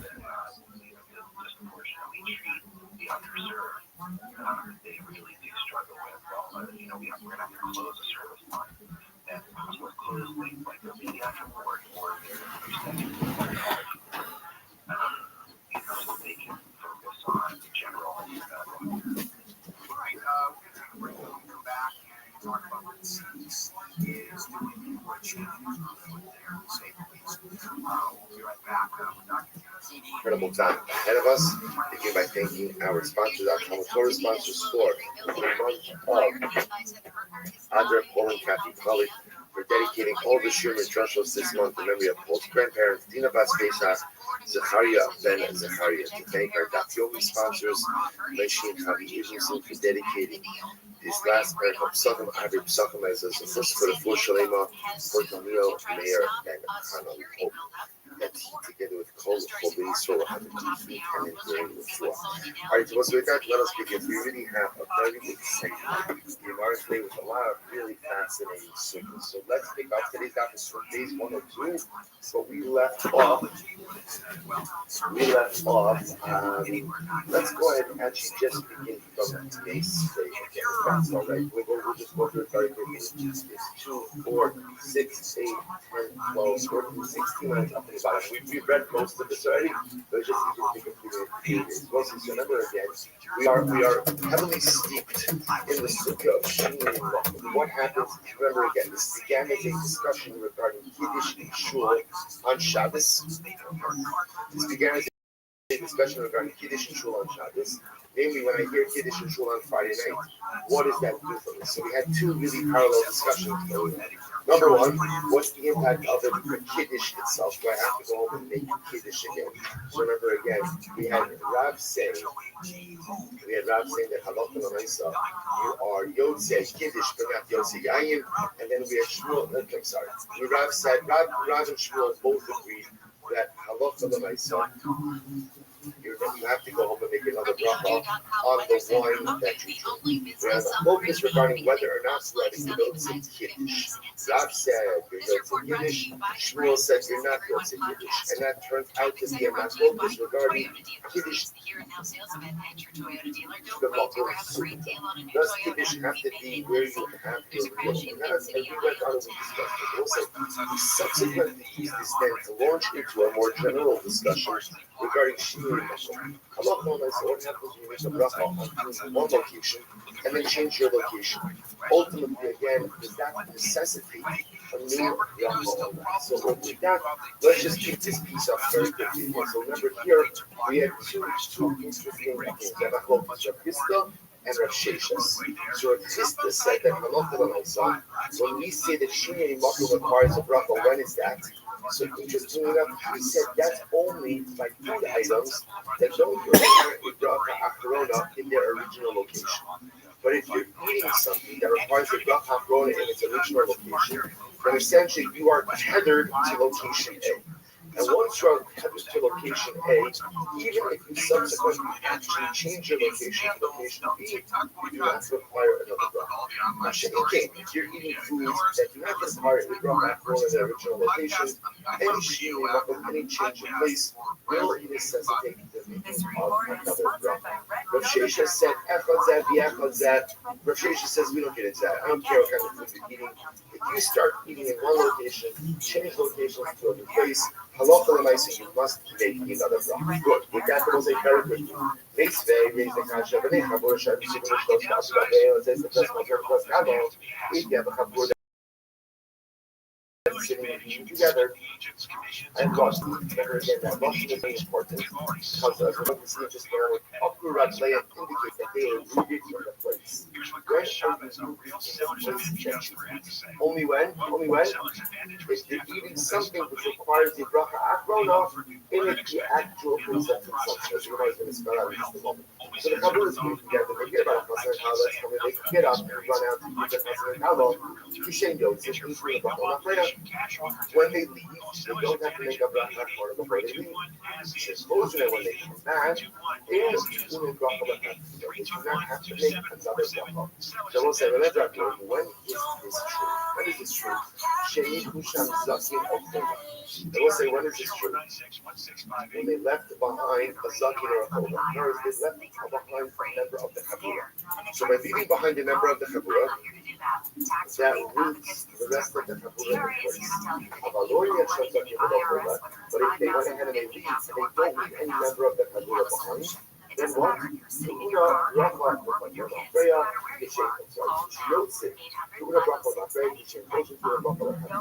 I'll say if no member of the Chabura is left behind, everyone leaves, and they have to make a bracha, they must make an after bracha, right? The bracha achrona. Before they leave, when they come back, and if they want to resume eating, they must make another bracha as well. Says the Gemara, very important. The point of Rabbi, this is where actually left off. The fact that the Raisa says, Akhu Rabbi and Akhu Michlal to the dwelling have to do bracha lachem the commands. So we say, Lashon Akhu means you are rooted somewhere. when uncompleted, where only when repeated something which requires a bracha achrona in that very location. And the only reason why halacha l'maisa does not have to a bracha l'shona or make a bracha achrona before you do the tyro, when you push on something, or when you put the bracha into the bracha l'maisa, she goes into the bracha l'maisa. אבל לא הניחו שם סכין אחרונה, כשיוצא תאומים ברכה למטבע, כשחוזר תאומים ברכה לחתילה. Kashin Rav Pista. So we'll say this entire rice is a Kashin Rav Pista. Because remember again, what was a Pista Shika? What Pista held that halacha l'maisa, the only time that Shinui Makom requires another bracha is for the type of food that doesn't require any bracha achrona in place. But any time you're eating something which requires a bracha achrona in its original location of consumption, halachically you are tethered in that original location. So that wherever you go, you don't have to recite a bracha achrona before leaving, and you don't have to say the bracha rishona before continuing to eat. Now the brisa made whether or not you need a bracha achrona or the bracha rishona fundamentally dependent on leaving behind a member of the group. Nothing to do with the type of food you're eating or the bracha achrona dynamic. That's a kasha of Christo. Amarav the Hasri says. Amrav Nachman by Yitzchak. So Nachman by Yitzchak said, top of the face, you're right. Man kana akiros. It was who is the author of this brisa? We spoke about again this concept of akiros. Right? Remember again, who is the author of this brisa that says that whether or not you need a bracha achrona before you leave, or a new bracha rishona when you come back, is fundamentally dependent on leaving members of the group behind. That's not the sign of the Rebbe said, or the Raisa says. That's very interesting.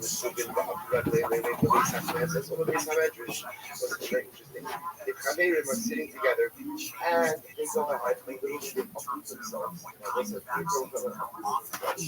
the Pasha is standing together. They stop eating, they uproot themselves. They wait for the Knesset, all the way to they go ahead and they get up to go to Shul, to go to learn. Kishen Yotzi, when they leave the meal, ain't to leave bracha l'machre. Not have to take a bracha achrona prior to the course. Obviously, unstated. I would hear is of course it is their intention to what? To continue to eat. Right? Obviously, again, if they're finished when they're eating, of course, you have to then get to the bracha achrona. The case over here is they're getting up to the ritual, they're getting up to the essential to learn, but their intention is to resume eating. So what's that halacha? Kishen notes when women leave for shul, this medrash include bracha l'machreya, they do not require bracha achrona. Ukishen chozer when they come back, in tu'unin bracha l'chatchila, they do not have to make another bracha before resuming to eat. So says the Gemara, Amar Rabbi Yehuda. I'm going to read that he says, when is this true? When is this true? The only time this is true is if you left some members of the Chavura. Right, so there is some Chavura representation that remain at the seat. So we say how this logic is, as long as there are some members of the Chavura that remain behind, essentially again, that's having the Chavura to that location. Therefore, again, however, again, if I do not go ahead and leave behind some members of the Chavura, then Kishen Yotzin to the bracha l'machreya, and Kishen goes into the bracha l'chatila. We'll say if the entire Chavura leaves, they must make the bracha achrona before departing. And if they come back and want to resume, they must make another bracha rishon. So we'll say, so it turns out that halacha l'maisa is now occurring. So we have again now working backwards here. And Rabbi Yehuda says that whenever an individual whenever a Chavura is leaving somewhere, and now again the Chavura or members of the Chavura go somewhere else, and are living in a second location, the requirement that they have to make a bracha achrona before they don't have a rishona. When they come back or resume eating somewhere else, it's going to be fundamentally dependent on whether or not there is some representation of the Chavura in the original location. Rabbi Yehuda says, as long as there are members of the original Chavura that's behind, then even if some go ahead and get up and go to shul, go to learn, But when they leave, they don't have to become bracha achrona, and when they come back, they have to make bracha rishona. That's in contrast to the position of the Chisda. The Chisda says it's not a chabura function. What kind of function? What is it a function of? What is it a function of? What is the Chisda? Moving into The food. What type of food are you? Are you eating food that requires a bracha achrona in its original location? Sorry. In which case, again, you will say everyone's agreeing on the Rashi saying that the Chisda are agreeing on the same fundamental idea, which is generally sharing the location is going to require a new bracha. Why is Shinui not going to require a new bracha? Why? Hesed Hadas. So the only way to avoid that is if you are anchored to your original location. The machlokes simply is what represents or what constitutes a proper halachic anchor. The Chisda will say food is your anchor. Food is your anchor.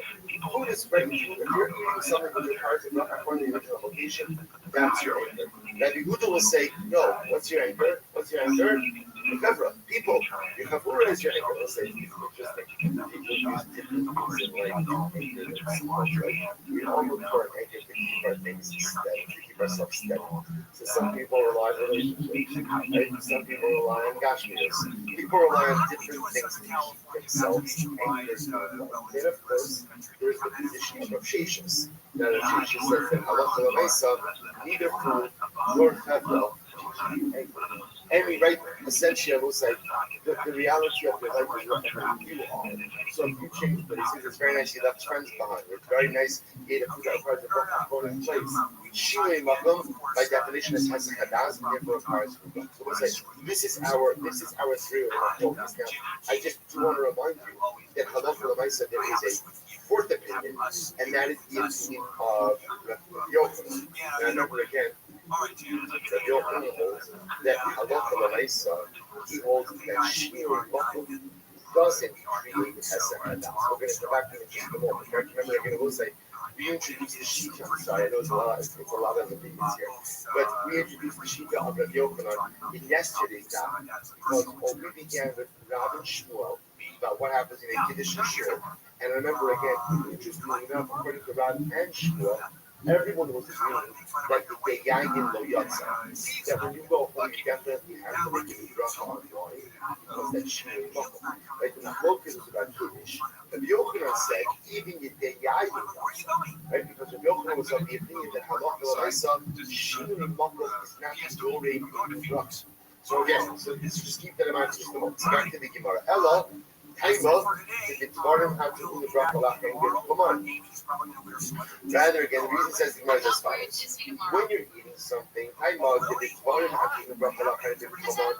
If it's Shen Yotze, into the bracha lachem, if Shen Kodrin, into the bracha lachem, so we'll say, now the Gemara says, so we say ultimately again, that Shinui makom, the change of location, would not go ahead and necessitate a new bracha because you're eating the type of food which requires a bracha going into the original location, which anchors you to the original location.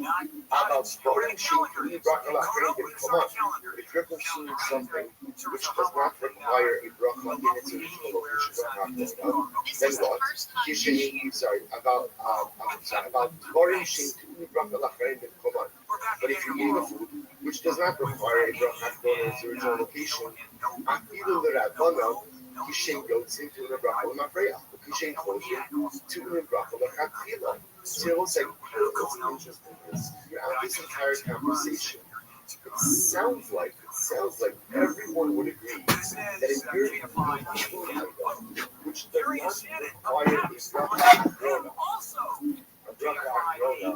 in its place, everyone would agree that halacha l'maisa, shinui makom necessitates a bracha.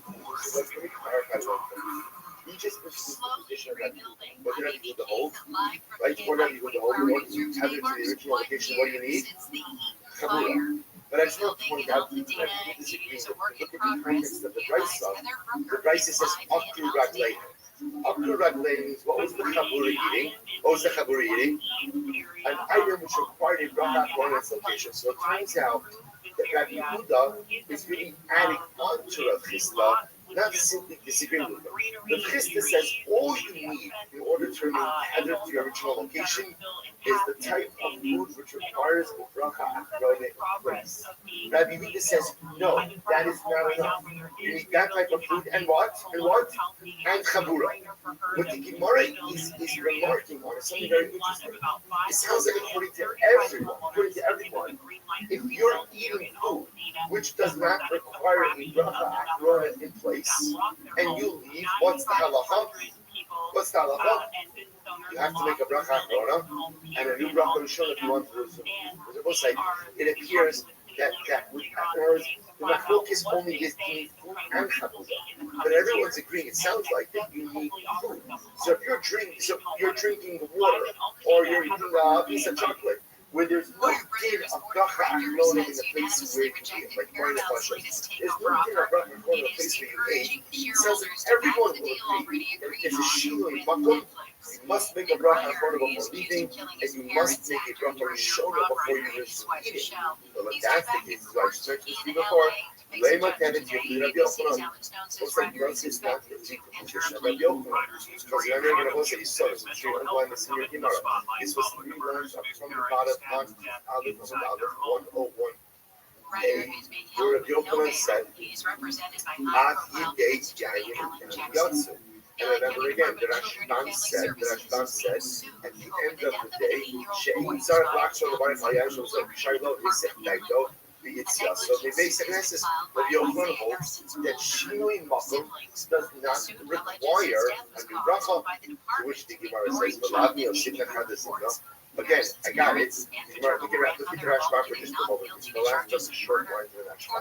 Lema Tenet Yisrael Yochanan Amar Le'el Shinui Makom Yitzchak Lo Machlik Bein Tzvarim HaTu'unim L'Tzvar Shinui and most of Yochanan just said that Allah says Shinui Makom does not require a new bracha. Now I will say, it happens to be, it's not a totally fair kasha of Yochanan, because Rashban thinks this is very different, right? The case of Kiddush is very different, because I know that I'm going from shul, ultimately again to go ahead and Hilton has cut ties with hotel in Minnesota after federal immigration agents were denied room. that according so far to the other Just the opinions, hotel we say that police Shinui canceled Makom does reservations necessitate a made bracha, with whether government it's a vehicles. Krista, whether it's for Sheshes, whether it's for Krista, they'll say that Shinui Makom requires a new bracha, even if it's your das. See, we'll say, according to this, what the Gemara saying is as follows: if I start my suit at location A, and I know that I'm going to location B, it's quite possible that Shinui Makom will still necessitate, or possibly still necessitate, a new bracha. It's only according to Rabbi Yochanan. Yochanan holds Shinui Makom does not require a new bracha. So pretty much everything we're talking about until now is a kasha Rabbi Yochanan, which the Gemara says you're right. We already read the kasha against Rabbi Yochanan, right? To which the Gemara says, "Neima nami mehai, neima nami mehai." This is just another refutation of Rabbi Yochanan's position. On the Rabbi Yochanan, so Rabbi Yochanan says, "Who again that you look foreign to the bracha la'kein in Kama?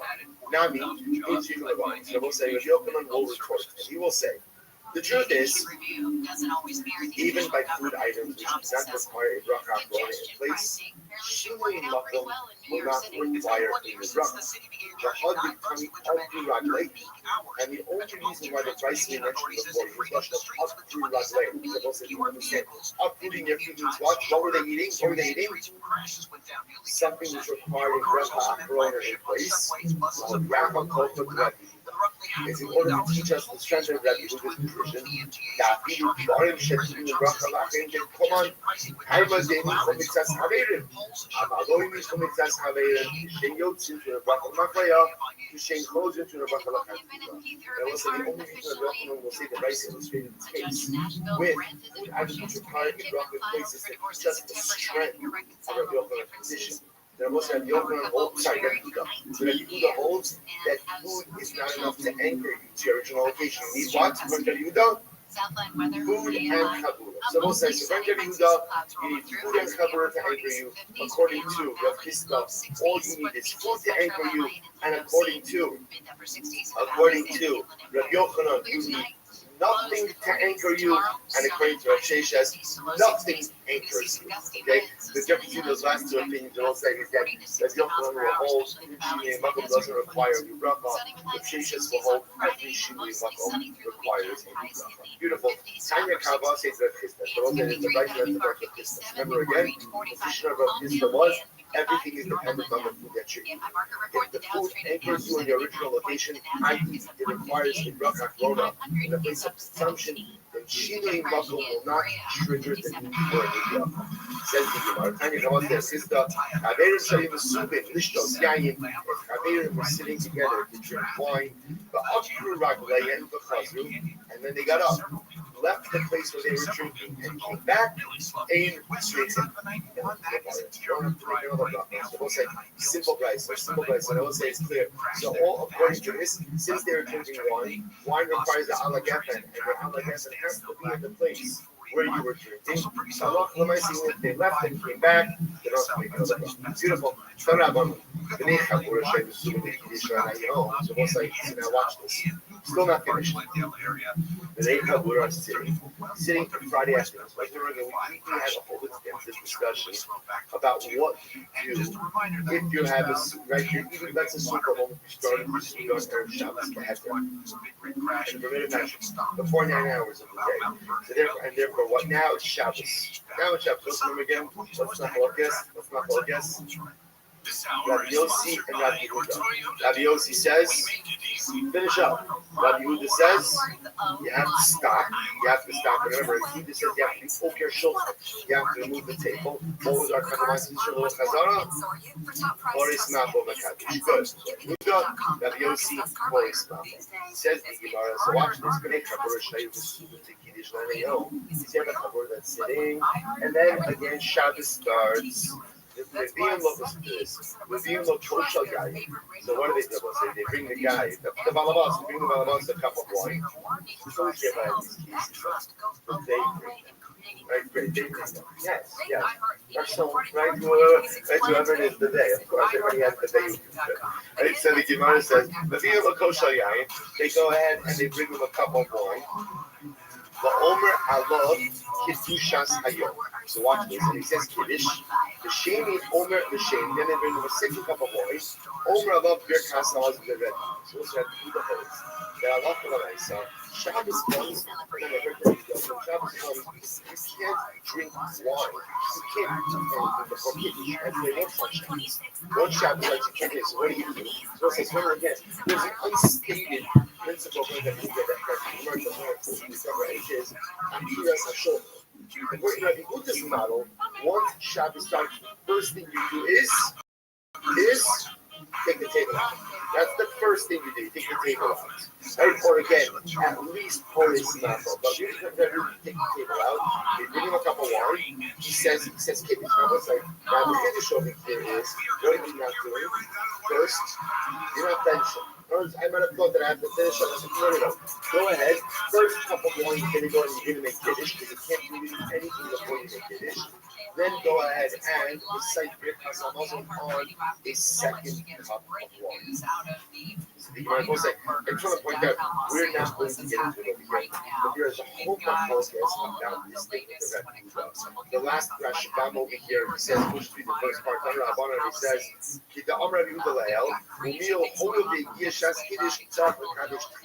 so there's a much answer, there's an alternate version of that Rashbam here talks about, and that focuses on the day, which we're not going to get into. I'm just giving you the marathon. Rabbi Yossi says, okay, watch this. Rabbi Yossi holds, you don't have to stop. We'll say, this is Shittas Rabbi Yossi. Rabbi Yossi holds, keep eating your meal. It's Shabbos, it's okay. Keep eating. Gumru on the base. Gumru. Once you finish your meal, post your shoulder bar, what you do is, when you finish eating, we're going to bring you a cup of water. Over that first cup of wine, you're going to go ahead and you're going to bench. And then on your second cup of wine, you're going to go ahead and make Kiddush. So really fascinating about focus. I see it goes into Shabbos starts playing Yehuda, you got to make Kiddush. Here's a show first step, Kiddush, and then go ahead and recite the stuff. I was like, you have to punch yourself and put you're going to bench right after the Kiddush. You're going to bench after the Kiddush. And what are you going to do? The costumes, what are you going to do? You'll come to wash again. I mean, you don't have to remember again. Then one can fulfill the mitzvah. Yo, what up, Emmanuel? And have you on Shabbos day. That works as well. But just want to point that out. Emmanuel, can you hear me? Stop the own Shabbos starts, move the table, recite Kiddush cup 1, recite your Kasamozin cup 2, and then wash again for Suda's Shabbos. Yes, sir. How are you?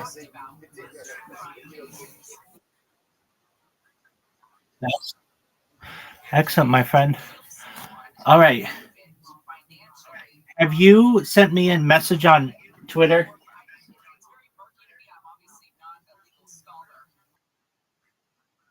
Have you sent me a message on Twitter ever?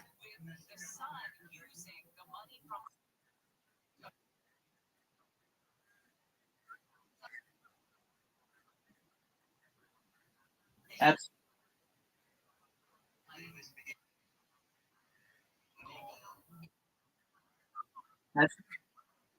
that's okay. I remember. I remember. I remember when you came in, but I was still talking in the space, so I couldn't talk to you at the time. But I remember you. Okay, so you want to improve your social media network, right? You want to improve your social media network, right? Excellent. Just one moment, Emmanuel. I'll be with you in just a moment. Maris, how you living, girl? To you as well. I hope you're feeling better.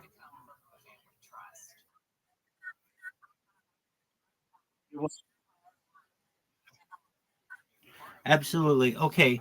So last we spoke, I looked at our messages.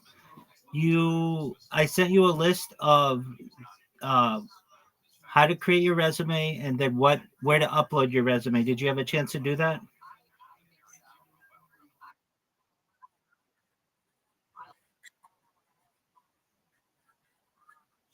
Okay. Well, that's the next plan. And you have the list of where to do that, correct? Okay, excellent. All right.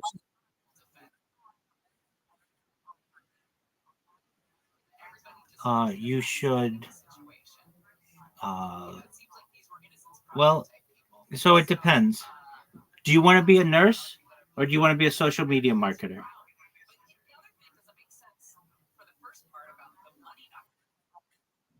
That's absolutely fine.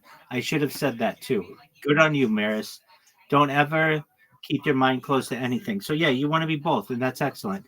So then what you want to do is maybe update your resume just with ChatGPT to be able to say that, you are a registered nurse with X amount of experience and all of that. That's really great.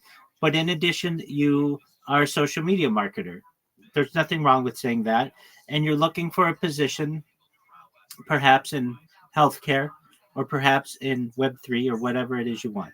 Once you get your resume down, if you like it, you can send it to me. I'll look at it. If you want, though, you then create the accounts on LinkedIn and Fiverr and ZipRecruiter and Indeed and all those other places. And then what you're going to do is look for remote jobs that fit your skill set, which would be like registered nurse or additionally some type of social media marketing, community manager, something like that. And then what you have to say to yourself is, I'm going to apply no matter what, unless something exceptional happens, I'm going to apply to 100 jobs a day. And you may say, well, that sounds like a lot of jobs. It's really not. Many of these are one-click reply jobs. You just have to click one button and that's a job. But what I'm saying to you is that if you do that, if you apply to 100 jobs for the next month, you're going to have 4 or 5 different job opportunities, including interviews and perhaps even offers. And you have to say to yourself, it's January 2026. by January 2027, I'm going to have a job that pays me a lot better than my current job. And it's going to be something that I really enjoy. And I'm not going to have to work as hard as I currently do, even though, or maybe I'll have to work in a different way, but it won't be so physically taxing on my body. I might still have to put in hours of whatever it is I'm going to be doing, but I'm going to be doing something and I make more money at it. And then I know what your goal is in 2026 is to become a YouTuber, at least to be able to put out educational content in with your nursing background. We can certainly help you with that. But for right now, just getting another job that pays more than what you're currently making is something that I think could be very beneficial to you. What are your thoughts?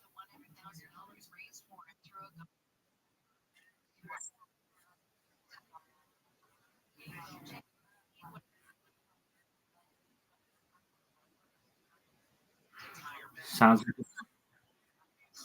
absolutely. It sounds like a plan. You do that, and then you connect with me, and we'll look at it. Okay.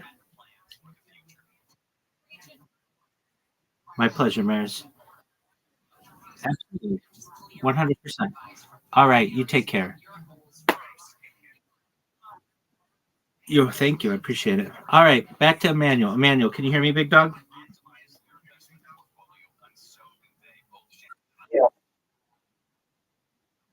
Sure. Okay, Emmanuel, what's your username on X?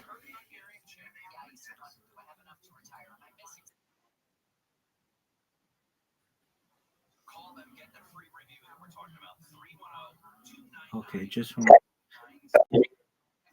I remember, yeah, Emmanuel Bassi, is it underscore 10?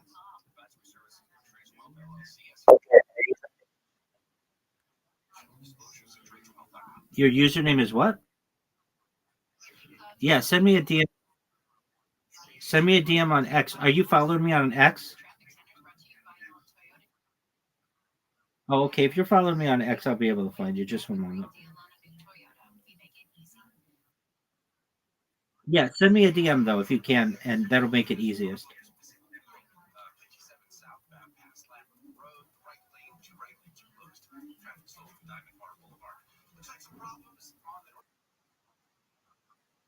Yes, 100%. I see it.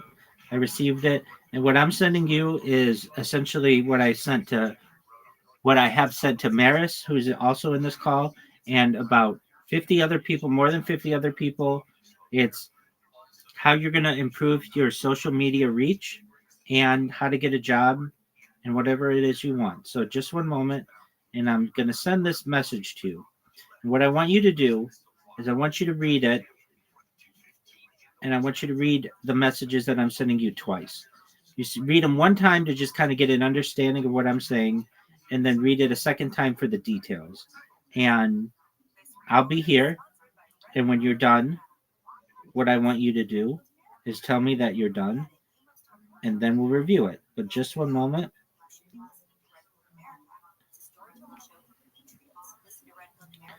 And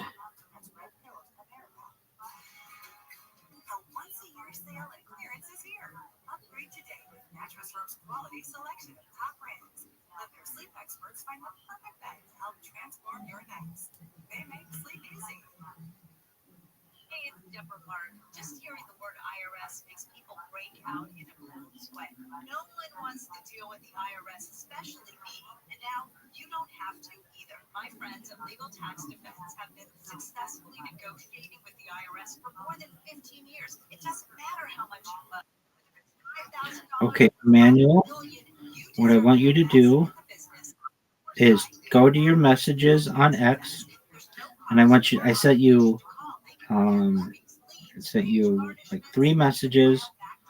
Read through them, and then read them again. Everything should make sense to you, but if it doesn't, let me know, and I'll explain anything that you want.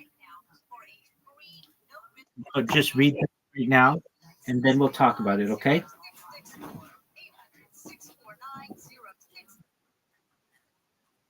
Yes, sir.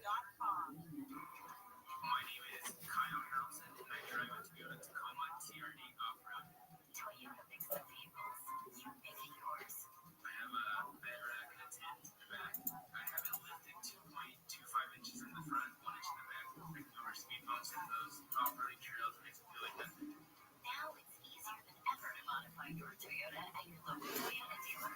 We're partnering with leading accessory brands like ARP, Fox, Rigid, Rhino, and more, so you can customize with confidence.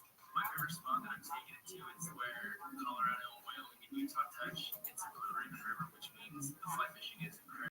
From suspension upgrades to roof racks, modify your Toyota truck or SUV at your local Toyota dealer just the way you want, with warranted custom work.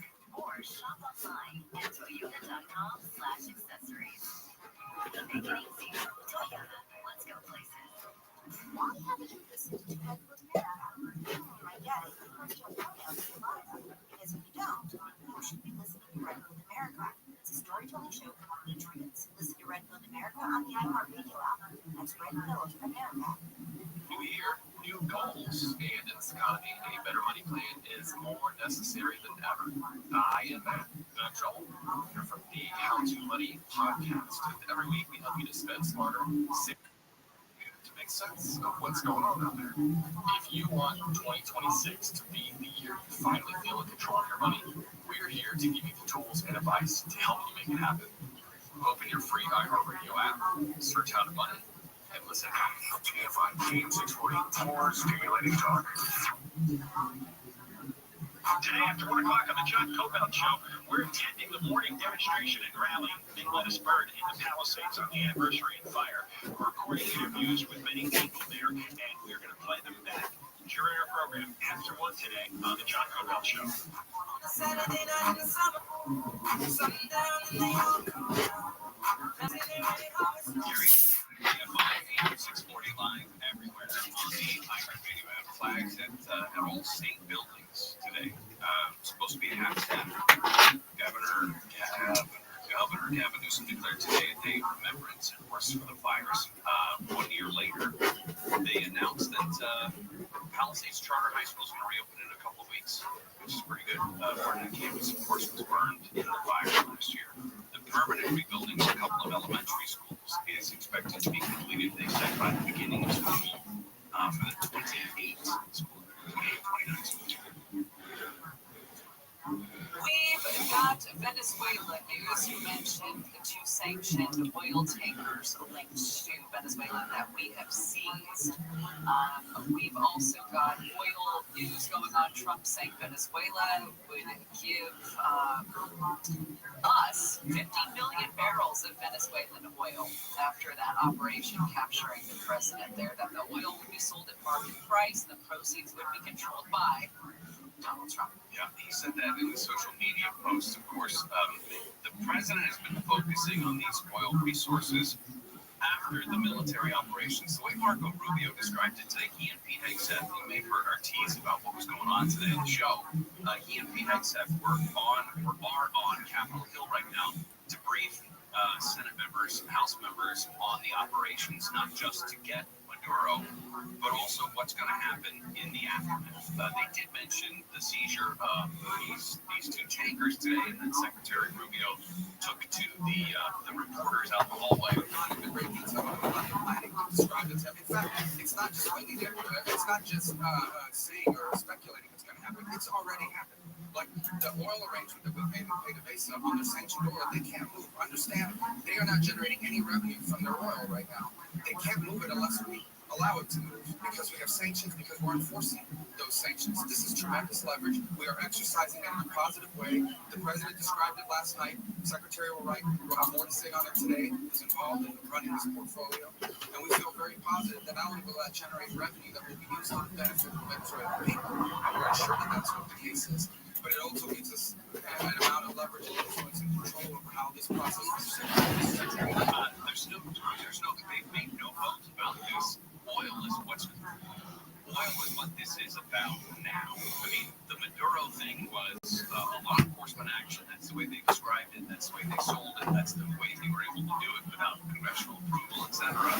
But this now, whatever comes next with Venezuela, is entirely about the oil resource. While the capture may be Marco Rubio's bugaboo and his personal interest, the oil is certainly President Trump's personal interest. Now, Rubio did go on to say in much more detail that the oil that will be produced produced. They're not making any money right now on oil is Venezuela. But the money that will be produced once they get everything up and running and they get into, I guess, up to American standards, that money would go back to Venezuela. It's their money, it's their oil. Do we stick to that? It's hard to tell. But some of that sanctioned oil is the oil that you were talking about. The oil is going to give us the one pulling the strings. Does it make sense to you? Where that money? Yes, sir. Does it make sense to you?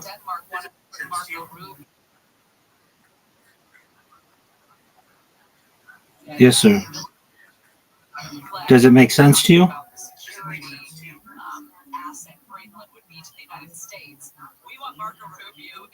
Emmanuel, does it make sense to you? Okay, so do you know what to do?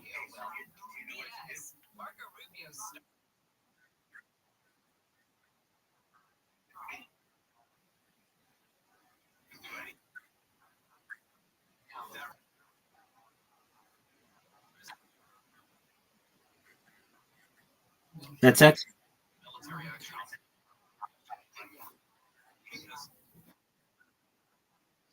You absolutely can. Go for it. I'll look at it.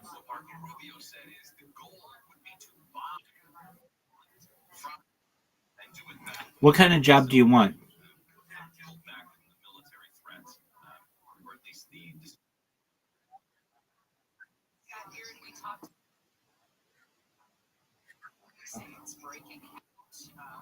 Okay, that's good.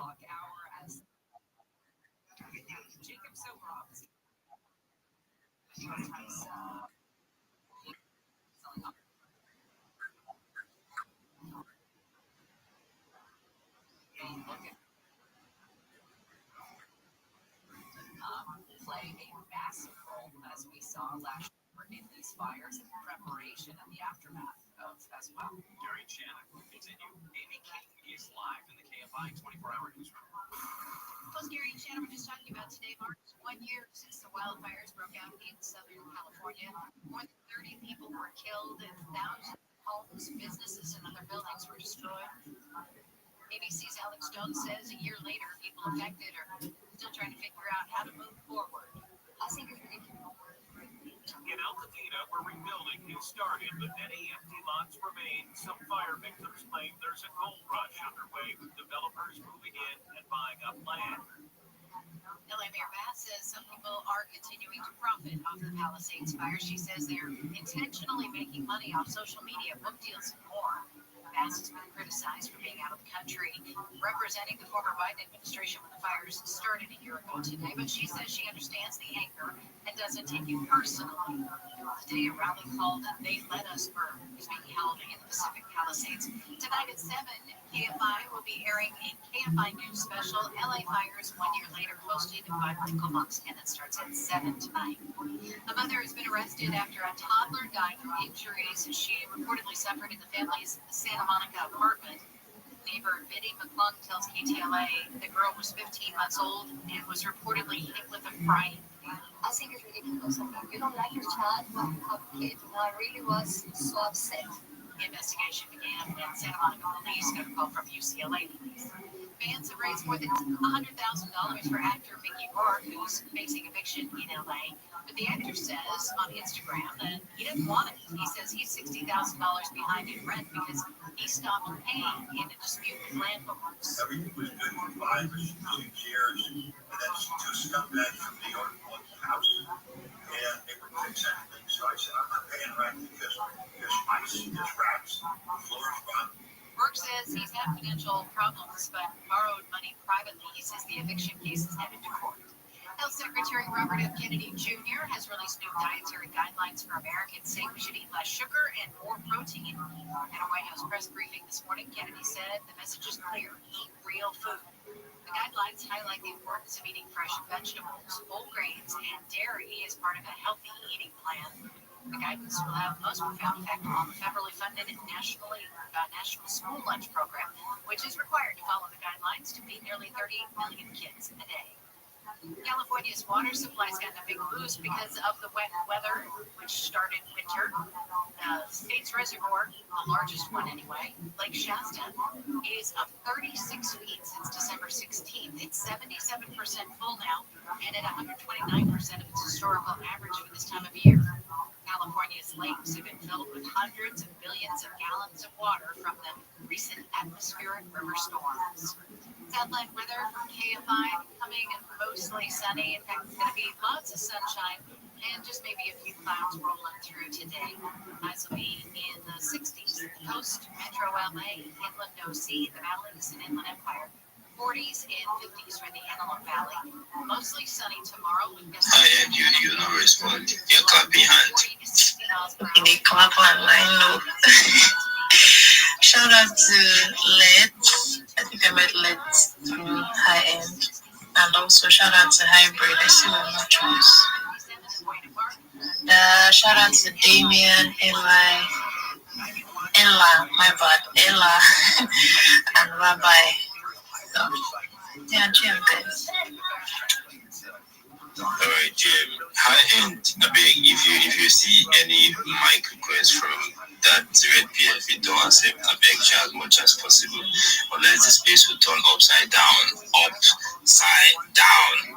It's popular. Don't worry. I knew he's going to request. Please do not make that mistake. If you accept, he's going to say a lot of shit. A lot of shit.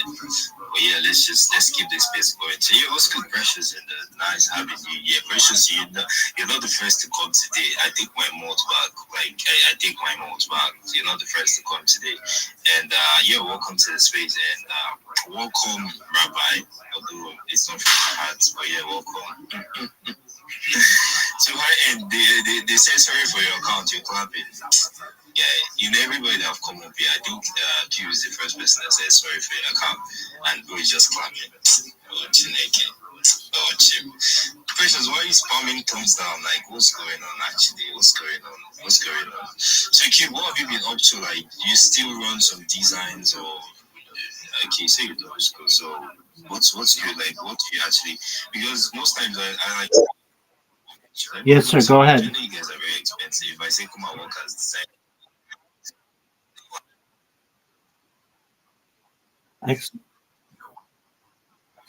I'll look at it right now. You're welcome, my friend.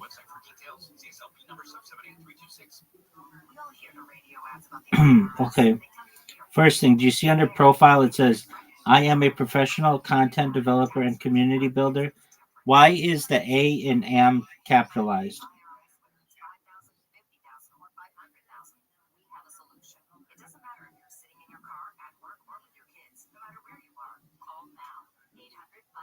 Did you hear me?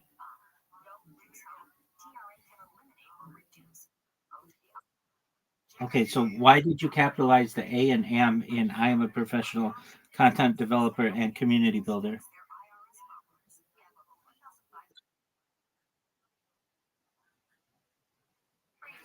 Okay. Next question. In Abuja, Nigeria, why isn't there a capital N in Nigeria? And why is there a period after Nigeria?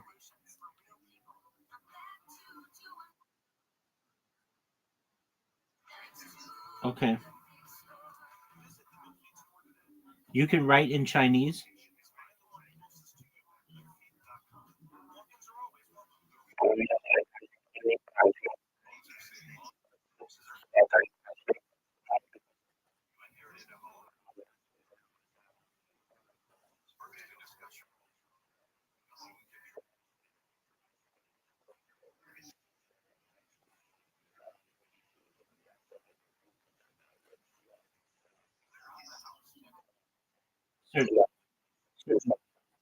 So here's what I want you to do.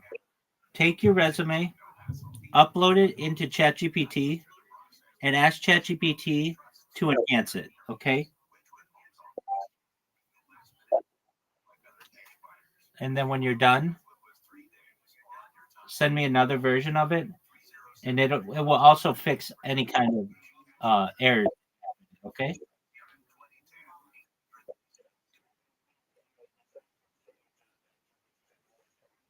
Just upload it to ChatGPT and ask ChatGPT to enhance it and correct any errors.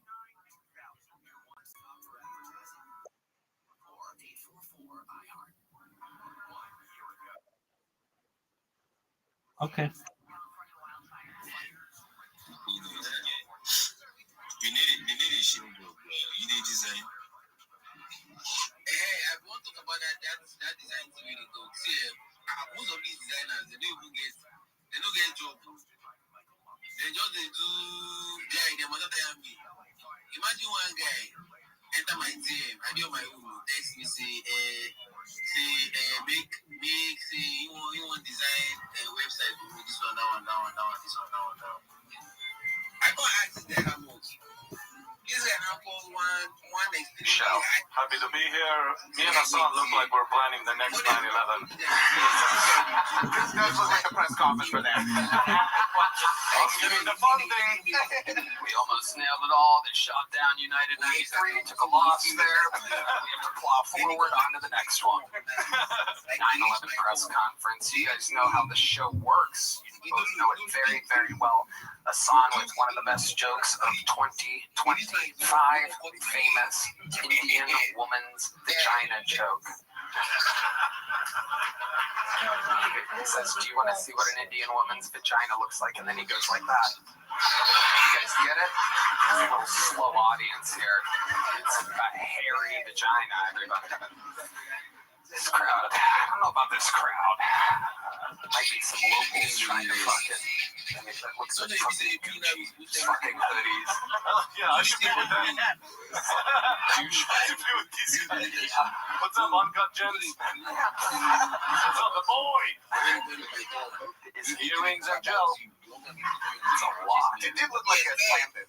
Yeah, 100, yeah. It wasn't planned, that guy said. Absolutely incredible. Are those real? You guys really have that? What do you do for a living? That Gucci, and you don't work, you retired, you sold your company. What kind of company was it? It was like software. What kind of software? What does it do? It's complicated. You sold SAP. What is SAP? SAP? Rich people with real pay. We sold it to SAP, we got the GPT, now we get into EBTs. It's a TLA. Yeah, keep throwing more letters at it. Yeah, they have to write in. You're coming across as a real FAG. You should be able to explain what the company was that you sold us.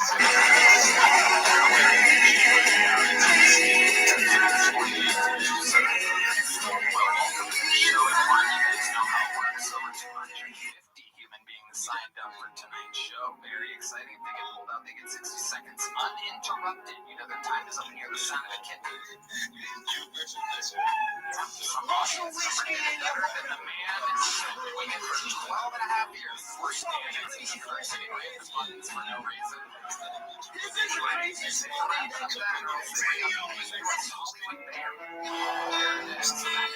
They're set, and then I conduct an interview with multi-comedian to being interviewed on the biggest live podcast in the world. No idea if they're going to get selected or not.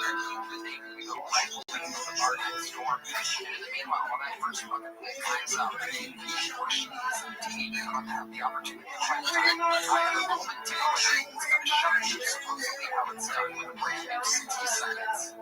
You guys get it? Ladies and gentlemen, your first comedian tonight is the long-awaited return of Golden Ticket winner. This is Mason Bird, everybody.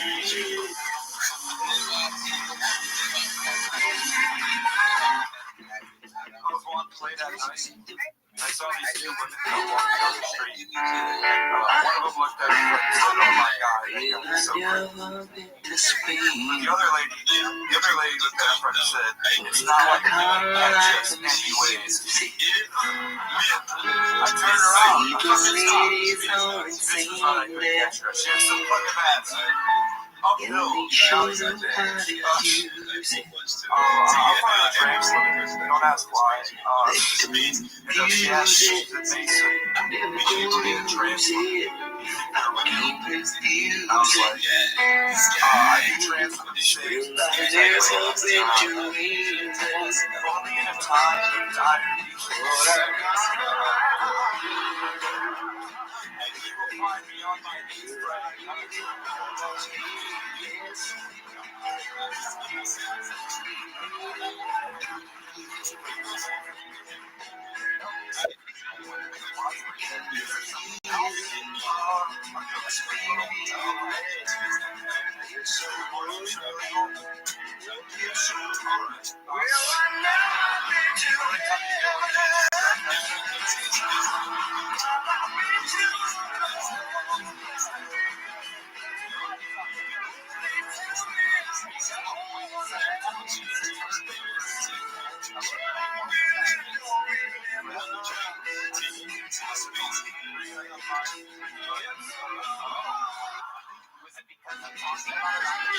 I was 28 days late and they called me stealing 3 sandwiches. When you hire you know you're going to steal some sandwiches. I mean, what are we doing here, man? Yeah, what are we doing? You were 28 days late? In a row, yeah. Oh, God, in a row. I was like 3 minutes late every day because I hated my boss. Universe, right? Welcome Wow. So that's what it takes to get fired from Jersey Mike. Okay, let's have it. Yeah, Let's have it. Let's I'm have it. also pretty See, bad let's at the have job. pressures. Immediate How can you be mad? How can you be bad at making Pressures. The only sandwiches? pressures I don't give like I was very fast. I was always in the back doing something I was supposed to do, like eating cookies or, so I'd mix pops together. They get really bad about You mix pops yeah, together. if you do like Mountain Dew and like cherry, you make your own code red. If you just Look at you. Jesus Christ. A real chemistry set over here. Oh yeah. It feels like cherry Mountain Dew is your blood type.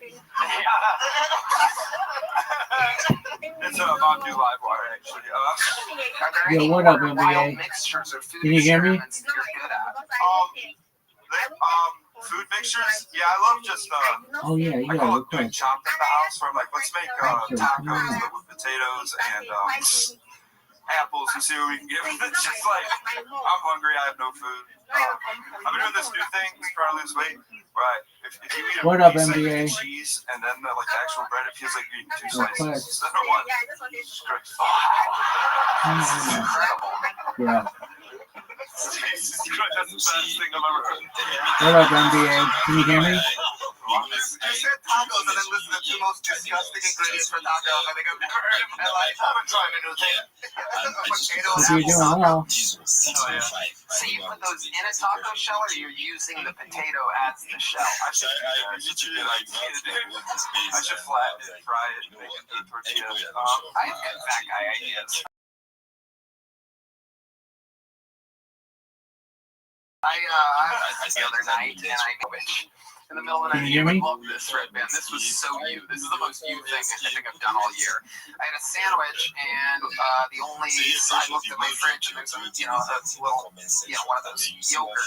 There's like a little yogurt there, and I opened the yogurt, and I have the sandwich, but I forgot to grab a spoon, so I fucking started dipping the sandwich straight into the yogurt. Ate it. Normal shit. Oh, normal. Okay. Is that a normal fat guy thing, Mason? I mean, I'm fat, but Jesus Christ. Yeah, it's wild. It's funny. I eat like a fat guy sometimes, and look at me. God loves me. What do you think the fattest? What is one of the guiltiest, fattest, like just at where you're like, God, I can't believe myself. He's ready. Here we go. So what I do is I'll get like a party-sized bag of Doritos, and then I'll cut the top off, like not the top, but the side. You get like a bowl, and you put meat. You just make a bag of nachos. Oh, it's sad. All right. What a party!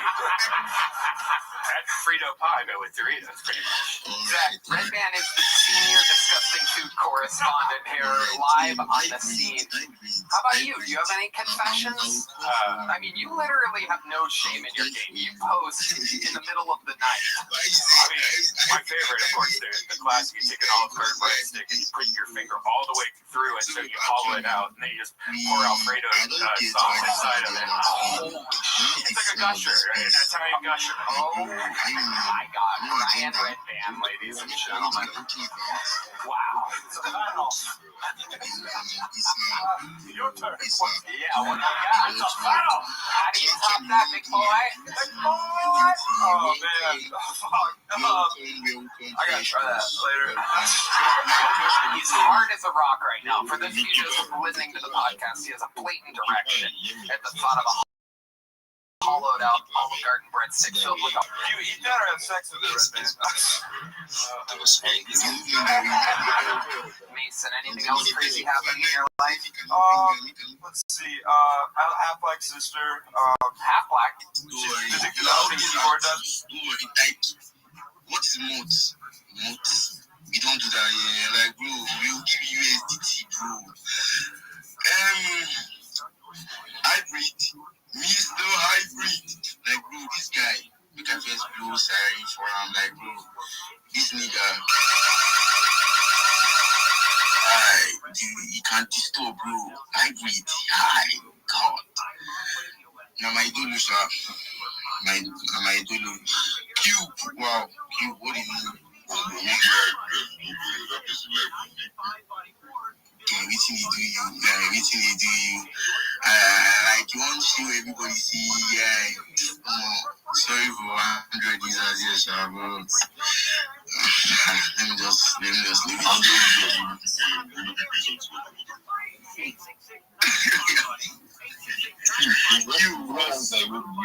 I don't know.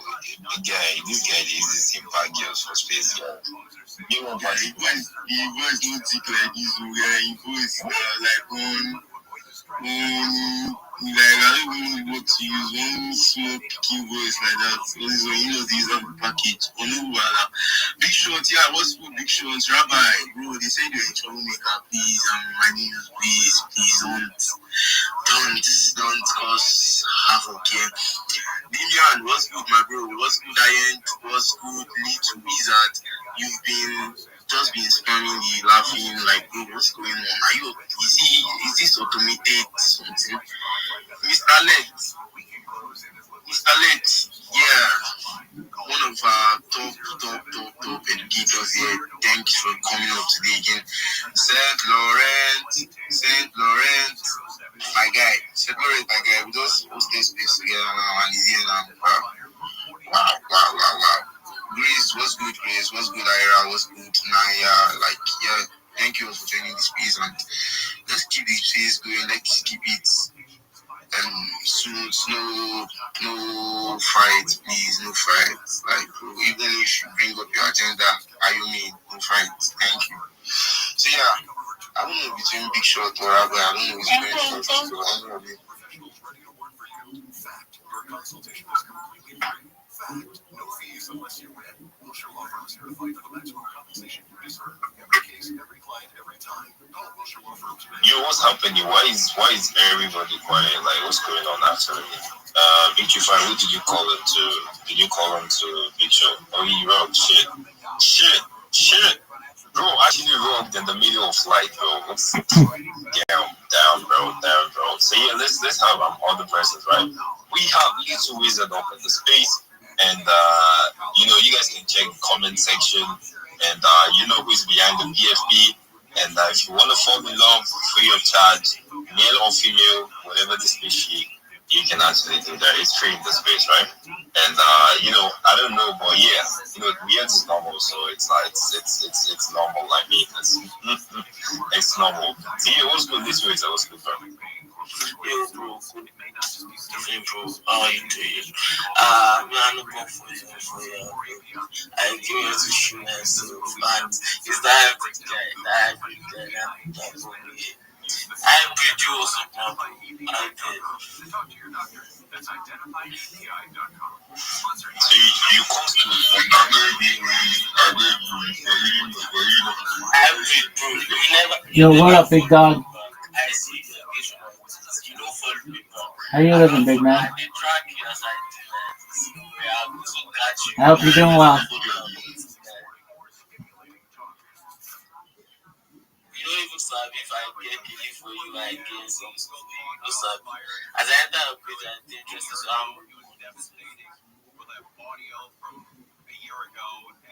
No, in 2007, you used to say let's connect, though. I don't believe that in 2025. I'm just kidding. No, you guys, need yeah, some we have respect to the host and the speakers and everybody here. I just came to push myself here and people connect with brilliant minds and all. So my name is Joshua and I just started like a side quest and I think it's a good review and I just started going into video content creation. I've been with a couple of high-end projects, what's with them and trust me, it's really great. I'm a really brilliant person and I can offer you value. So I'm just looking to like connect with a lot of people, connect with me and connect with me. You see my posts you engage, I see yours I engage. We grow together, we do stuff together, connect, bring each other opportunities, I bring you opportunities, you bring me opportunities and yeah, that's it, that's all. So guys, please you can see my quotes in the comment section. Please, I want you guys to please engage and follow me. And yeah, follow everyone on this page. Please do well. If you see me on notifications, please go to follow me back and let's connect. If you see my posts, I you engage. See mine, you engage. I see yours, I engage. Yeah, thank you very much. And try to follow me back, please. If you don't follow me back, I have been introduced. Thank you very much. Yeah, you precious. You have a really good PFP. I think we are really good like that in reality. As soon as the proceedings are over, so anticipating that, what will it Alright, thank you for your at least you say you actually knew and you can come out to spaces and speak. I mean that's like plus one for you. So yeah, thank you for coming once more and you guys should you feel like he's connect worthy. I mean he can connect, get me. So yeah, appreciate big time. So yeah, I think Big Shots he is here before he runs off. I mean let's have him. Big Shots, what's good? Yo, can you hear me? Yes, actually, yeah. Why you see your space, you really want to, like, I don't know, I wrote or something. Anyway, Jam, guys. Jam, special, Jam, please. Jam, so long, please. First of all, I'm in high school now. No, bro, I never go. Yeah, I supposed to go tomorrow. I called today. Don't say boss, but they are. Oh, I mean, sorry. I can't really come. Just answering this. And second, I didn't see talk about pressure. You see, Naman is a man. I don't see she did not even tell me how my video was. No, even like there was no encouragement, there was nothing. I didn't really just come to start with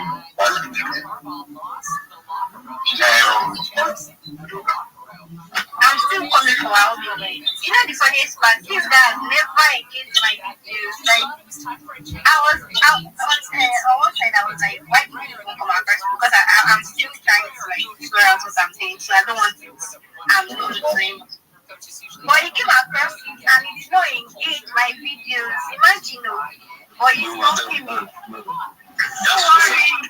No, please, if I see my person although on the TikTok, I go and check your comments. Now you know check your comments.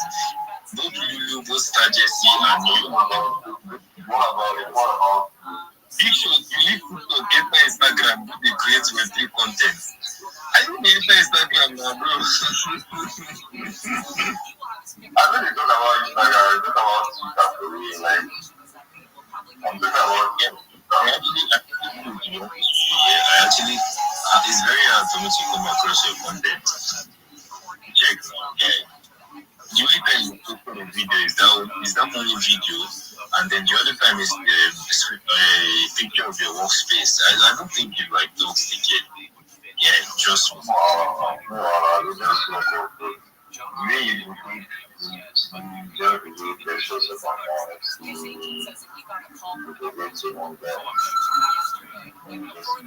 Anyways, Q, how are you doing? He's been around because what's up? I heard somebody talking about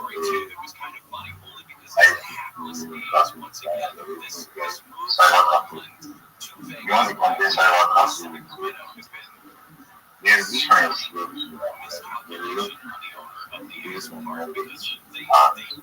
some countries that, ordinary design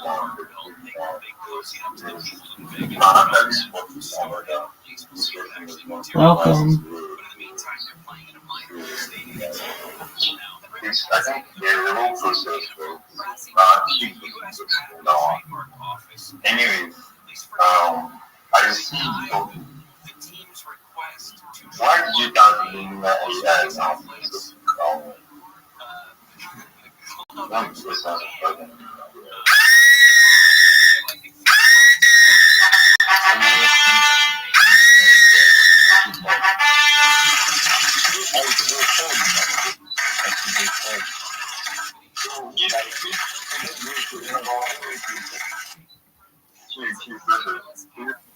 don't get more time. The brand is so not Vegas. Sorry,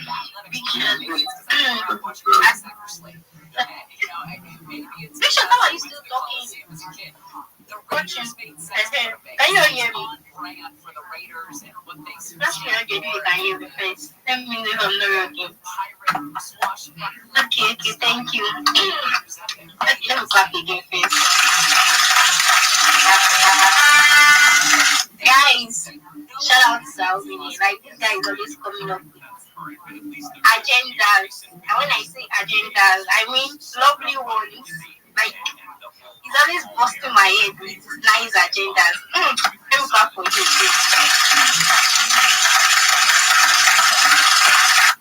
Yeah. You have asked him right now. I was thinking you wanted to see something about like relating to like attacking anyways, I think of a team that makes sense for Vegas.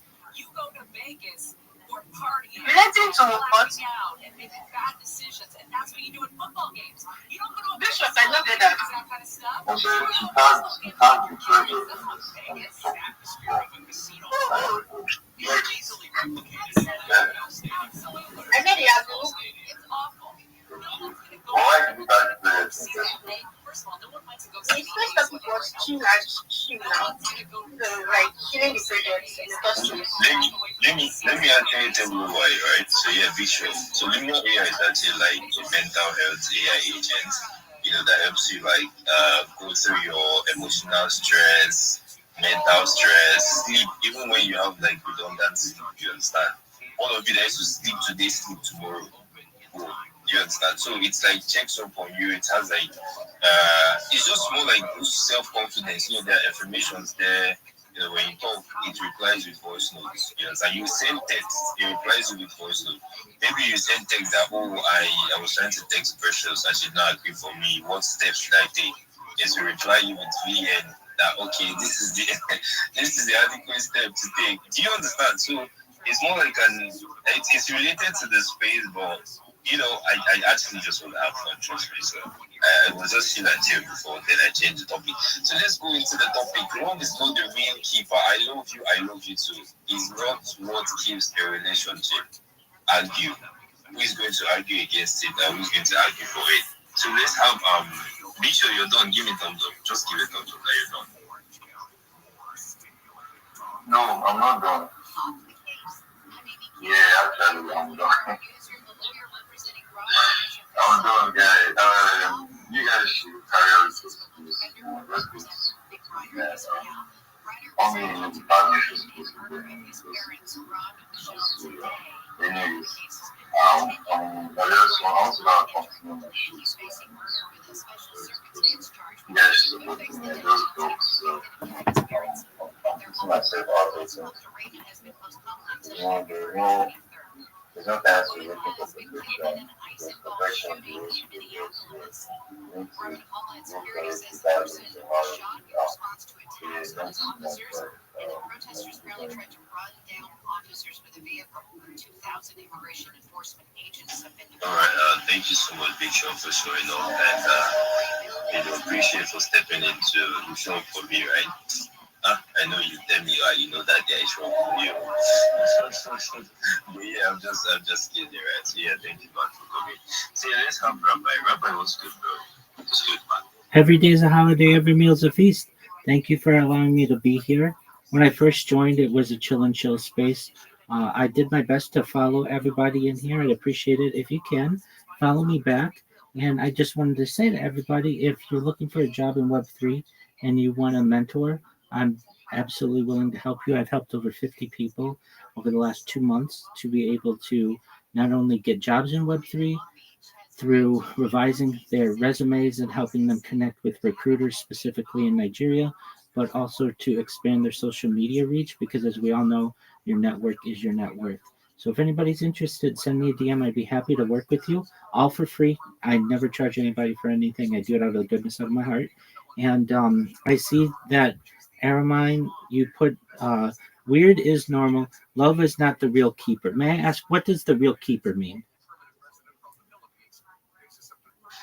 I feel like mutual respect is actually the real keeper. You get me?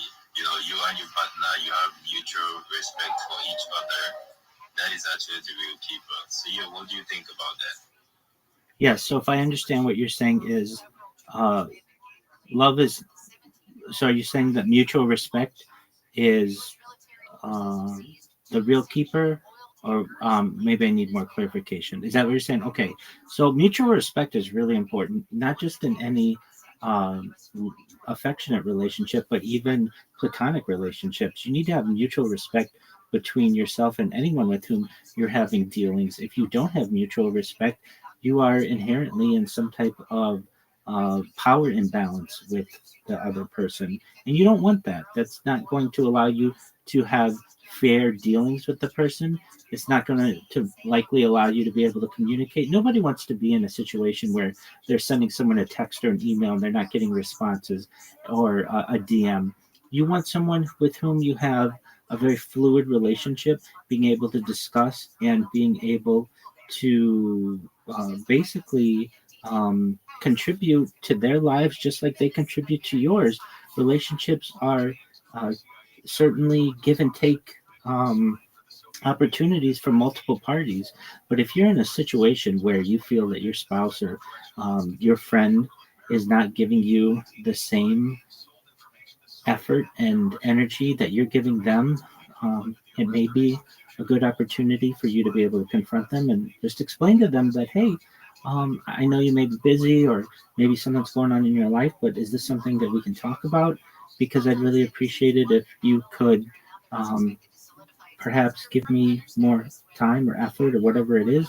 Certainly in work, you may have a situation where inherently there's a hierarchy. You might have a boss who's busy, and then you're maybe an employee of the boss. So you need to understand that there may be some types of situations where the kind of communication that you may want to have that you have with your friends or your spouse isn't going to be the same. But that still doesn't mean that you shouldn't have a working relationship with your boss. And in terms of your friends, that's where you have more freedom to be able to communicate with them. And certainly your partner, your significant other, you need to be able to communicate with them. So if you are in a relationship or a situation where you feel there's some type of power imbalance or that you don't have clear communication with them, the first thing that I would recommend is to get some time from them and confront the issue. The longer that you put it off, the worse your relationship's going to be. And I hope that at least contributed partially to an answer to the question. Thank you.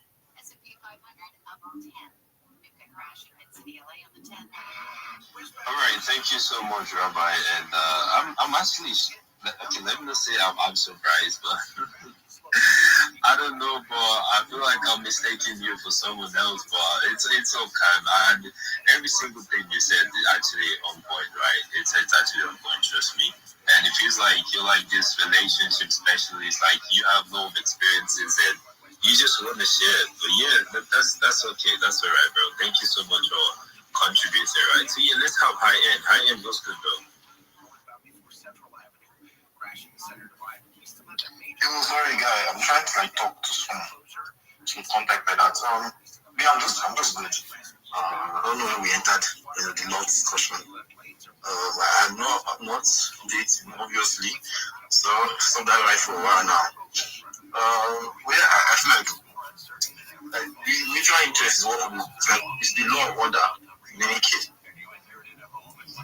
Stress and hassle. Call Wedgwood Homes first to discuss your options. Inheriting a home can be overwhelming. Probate paperwork, multiple heirs, property taxes, repairs, and maybe even an existing mortgage. With Wedgwood Homes, there's no need to clean or clear out the house, and no repairs or updates. We buy as is and provide a fast, reliable, all-cash offer. No commissions, no hassle. The Wedgwood Homes team can guide you through the process with experts in probate, trusts, and shared inheritance. Wedgwood Homes offer is firm with no last-minute price drops like other cash buyers. We can close in as little as 3 days or on your timeline. Call 800-307-2010 today. This is very important because sometimes my phone and my network can be or WedgwoodHomes.com. Southern California's trusted home buyer for 40 years. LAUSD Career Education offers over 100 free career training courses in high-demand fields. We also offer in-person and online classes in citizenship, English as a second language, and high school diploma. Your future begins with adult education. Visit LAUSDadultEd.org or call 213-241-3150. See you in school. One stop for advertising? Call 844-844-IR. AM 640. Our radio station. Guaranteed human.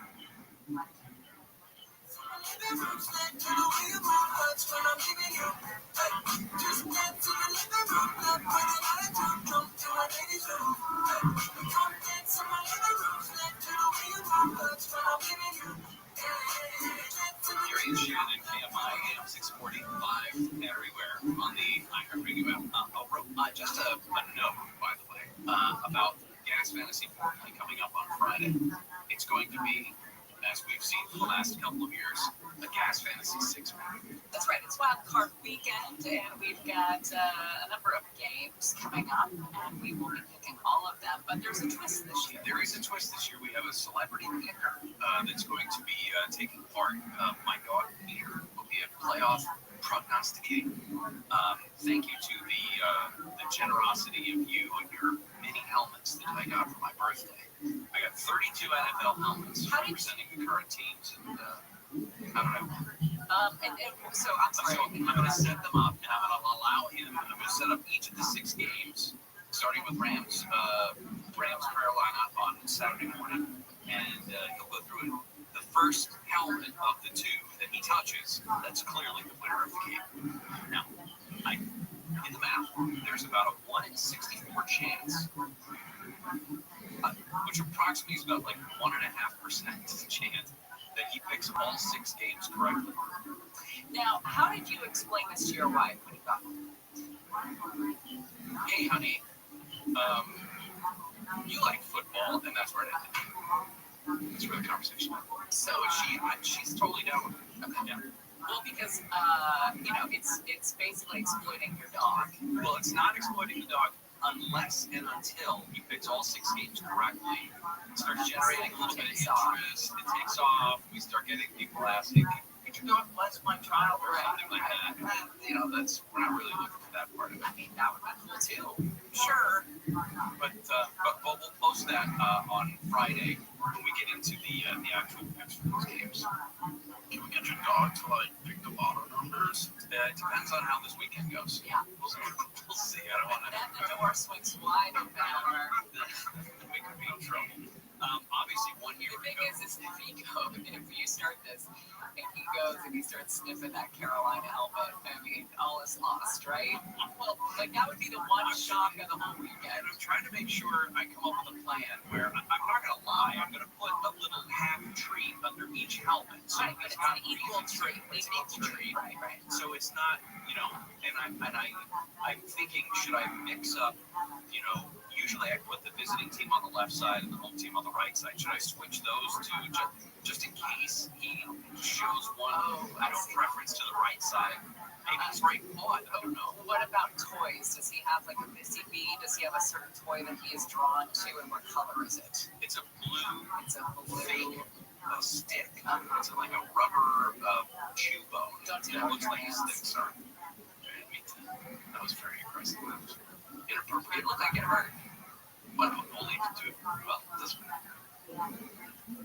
Mayor Karen Bass is talking about the year of rebuilding after the Palisades fire. And she is talking about people profiting off victims' grief. It's a shell game, isn't it? Don't look here, look over here. Don't look at me for what I did wrong that you've looked at for a year. Let's talk about these bad people over here. She should have been nice to me on that flight. I was nice to her. I was nothing but gracious. And she had every opportunity to come onto our show at the DNC. She was looking past you the whole time. Everybody remembers she was out of the country in Africa when the fire erupted. We talked about it that day. We talked about it in the days that followed. How did everyone spend so much time talking about the incredibly, unusually dangerous conditions that we had seen a couple of times previous, by the way. Earlier, in the months just before that, we had seen a couple of very dangerous warnings from the National Weather Service. Well, I never been to Spain. Severe drought. How to use it. Never gonna lose it. I can't refuse it. Well, I never been to England. Well, I hit it all on speed, yes. Only made it out to leave.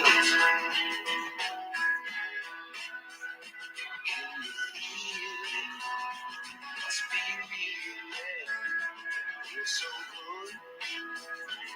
It's so good. Well, I never been to heaven, but I've been to Oklahoma.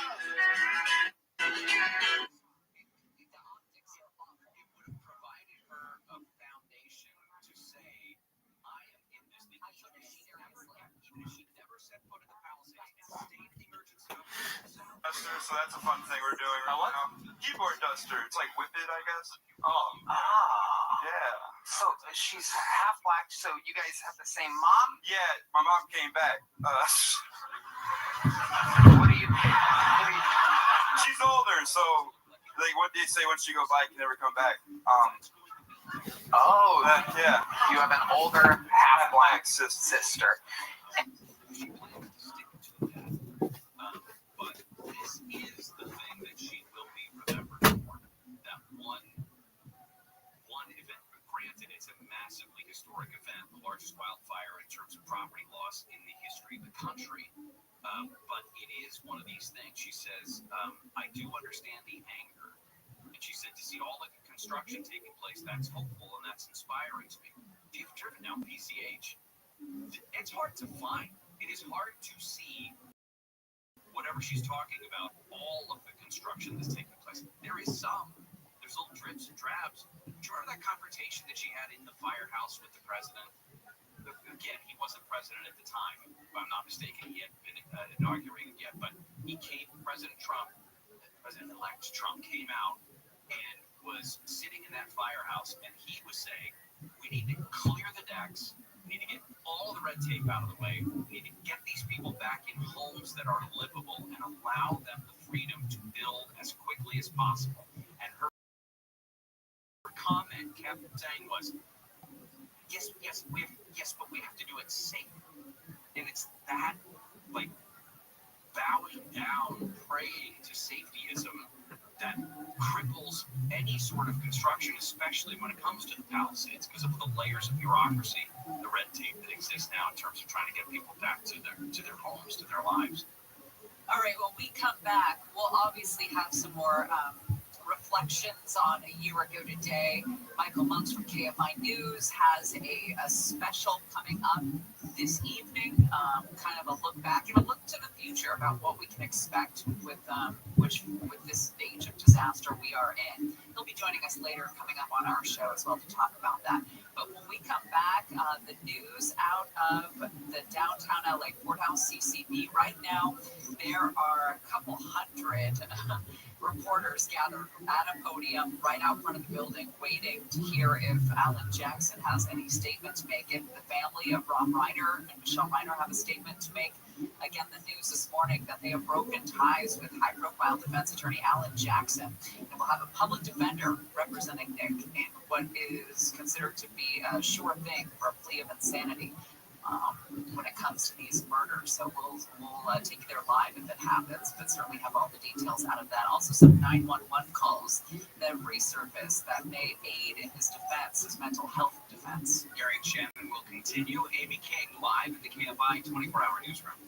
Here's the latest. The Palisades and Altadena communities will be marking the one-year anniversary of last year's devastating wildfires. One Altadena resident says SoCal Edison needs to do more for fire victims. Arraignment has been postponed until February 23rd for Nick Reiner, who's accused of killing his parents, following defense attorney Alan Jackson withdrawing from the case. The U.S. military has seized 2 oil tankers linked to Venezuela. It had been chasing one of them for weeks. Those stories and more coming up at the bottom of the hour. It's going to be mostly sunny today, maybe a few clouds rolling through. This report brought to you by the Briefing Room podcast with John Decker. The Traffic Center is brought to you by your Toyota dealers. It's the Here and Now sales event at your Toyota dealer. Don't wait to grab a great deal on a new Toyota. We make it easy. Not easy to get through this Sepulveda Pass on the 405. That's going to cost you a little extra time this morning, southbound side of the 405. Right there, Skirball Center Drive, we did have a stalled vehicle there in the left lane. It looks like they have gotten at least out of lanes, but traffic's still really slow. On the southbound side from Burbank Boulevard, creeping and crawling all the way down to Sunset Boulevard. Still have that issue in San Bernardino, eastbound side of the 10, right around Waterman. 2 lanes there closed. It's a crash involving a couple of big rigs, and there was some corn spilled in the roadway there, causing, it's a big mess that has to be cleaned up. No word as to exactly when that's going to be. But northbound 605 really slow from Whittier Boulevard on the Upper East Freeway. And let's see, it's still kind of slow on the 10th Street westbound from Western through Mid-City out to La Cienega. But Southern California's most accurate traffic reports. I'm Will Colesreimer. Well, you ready for a fresh start this January? Get that home makeover that you've been dreaming about with American Vision Windows. They can transform your home in as little as 1 day with new, incredible windows, beautiful doors that will deliver year-round comfort, lower energy bills, and stunning curb appeal. Appeal. I like the word upheaval. Upheaval reminds me of people. So go fluffy. Anyway, American Vision Windows, you call now and you're going to get your windows put in. You're going to get that upgraded home of people, as well as lower thermostat bills as it starts to heat up. It's going to heat up in like March. I noticed an immediate change in the electric bill, going from the old aluminum thin windows that let all the heat into the American Vision windows. I barely have to touch the thermostat in the summer. Best of all, right now, you can get no payments until 2027. Get new windows now and don't pay until next year, but you're going to have to purchase by January 31st. So book this January, pay next year. American Vision Windows. 888-785-5713. That's 888-785-5713 on the website. AmericanVisionWindows.com. On approved credit, minimum purchase of 4 windows, some restrictions apply. Offer ends January 31st, 2026. Call or see website for details. CSLP number 778326. This report is sponsored by Red Pill America. I get it. You must have pronouns in your bio, because if you don't, then you should be listening to Red Pill America. It's a storytelling show. And what does this computer duster addiction, how is this affecting her life? She got into a car accident because she had something that made her pass out with her kids in the car. Oh, boy, wow. Sorry, Shelby. Sorry, Shelby. Wow. I used to do that shit too. Like, wait, wow, our senior top pig correspondent is here. I could tell you from the Midwest too because of this, and pop. But we used to shoplift keyboard cleaners from Myers, and we would hit it. It'd be like poor people with whippets. Wow. Yeah. My friend did it while he was driving, and he passed out. And I had to pull up the emergency brake, and we crashed his car, and he blamed me for it. I'm like, dude, we're going towards the train. Like, what the fuck? Wow, absolutely amazing. Have you ever taken Olive Garden breadstick, emptied it, and sprayed computer duster in it, and then inhaled through the Olive Garden breadstick? Because we could hit black belt levels of bigotry. Mason, you had a solid minute. Anything else for Mason, guys?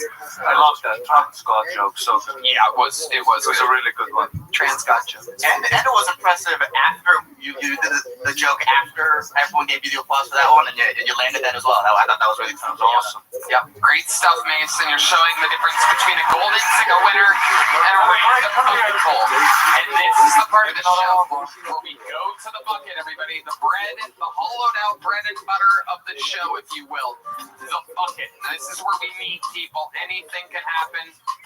They could be the future. It could be an insane person. Ladies and gentlemen, your first bucket full of the night goes by the name of Luke Aaron, everyone. Luke Aaron.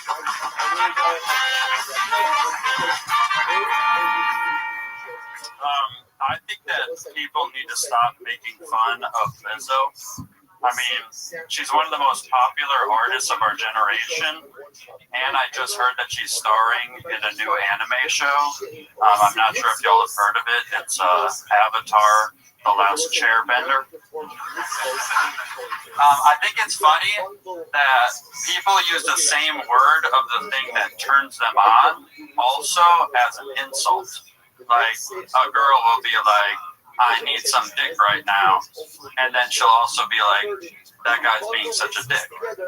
But then guys will do it too. They'll be like, you know, I can't wait to get some pussy tonight. And then they'll be like, bro, why are you being such a pussy? But I mean, I'd be lying if I said that I don't also do that, because I say to my friend, come on, man, why are you being such a retard? You know, I'm sorry if that joke offends you. I'm just looking for my special someone. Thank you. That's all I got. Okay, Aaron. All right, Maddie. Number one suggestion. How long have you done stand-up, sorry? Like 4 months. Like 4 months. Number one suggestion to everybody who watches Kill Tony, and everyone's done this when they start stand-up. The mic stand is the focus point of the vision of the crowd right now. That needs to be out of the way as soon as you get on stage. Move it over as soon as you get on. Right now, half the crowd, look at it. They look at the stick. You don't even see your cool hat. Thank you. Yeah. Okay. That's just a suggestion. Thank you.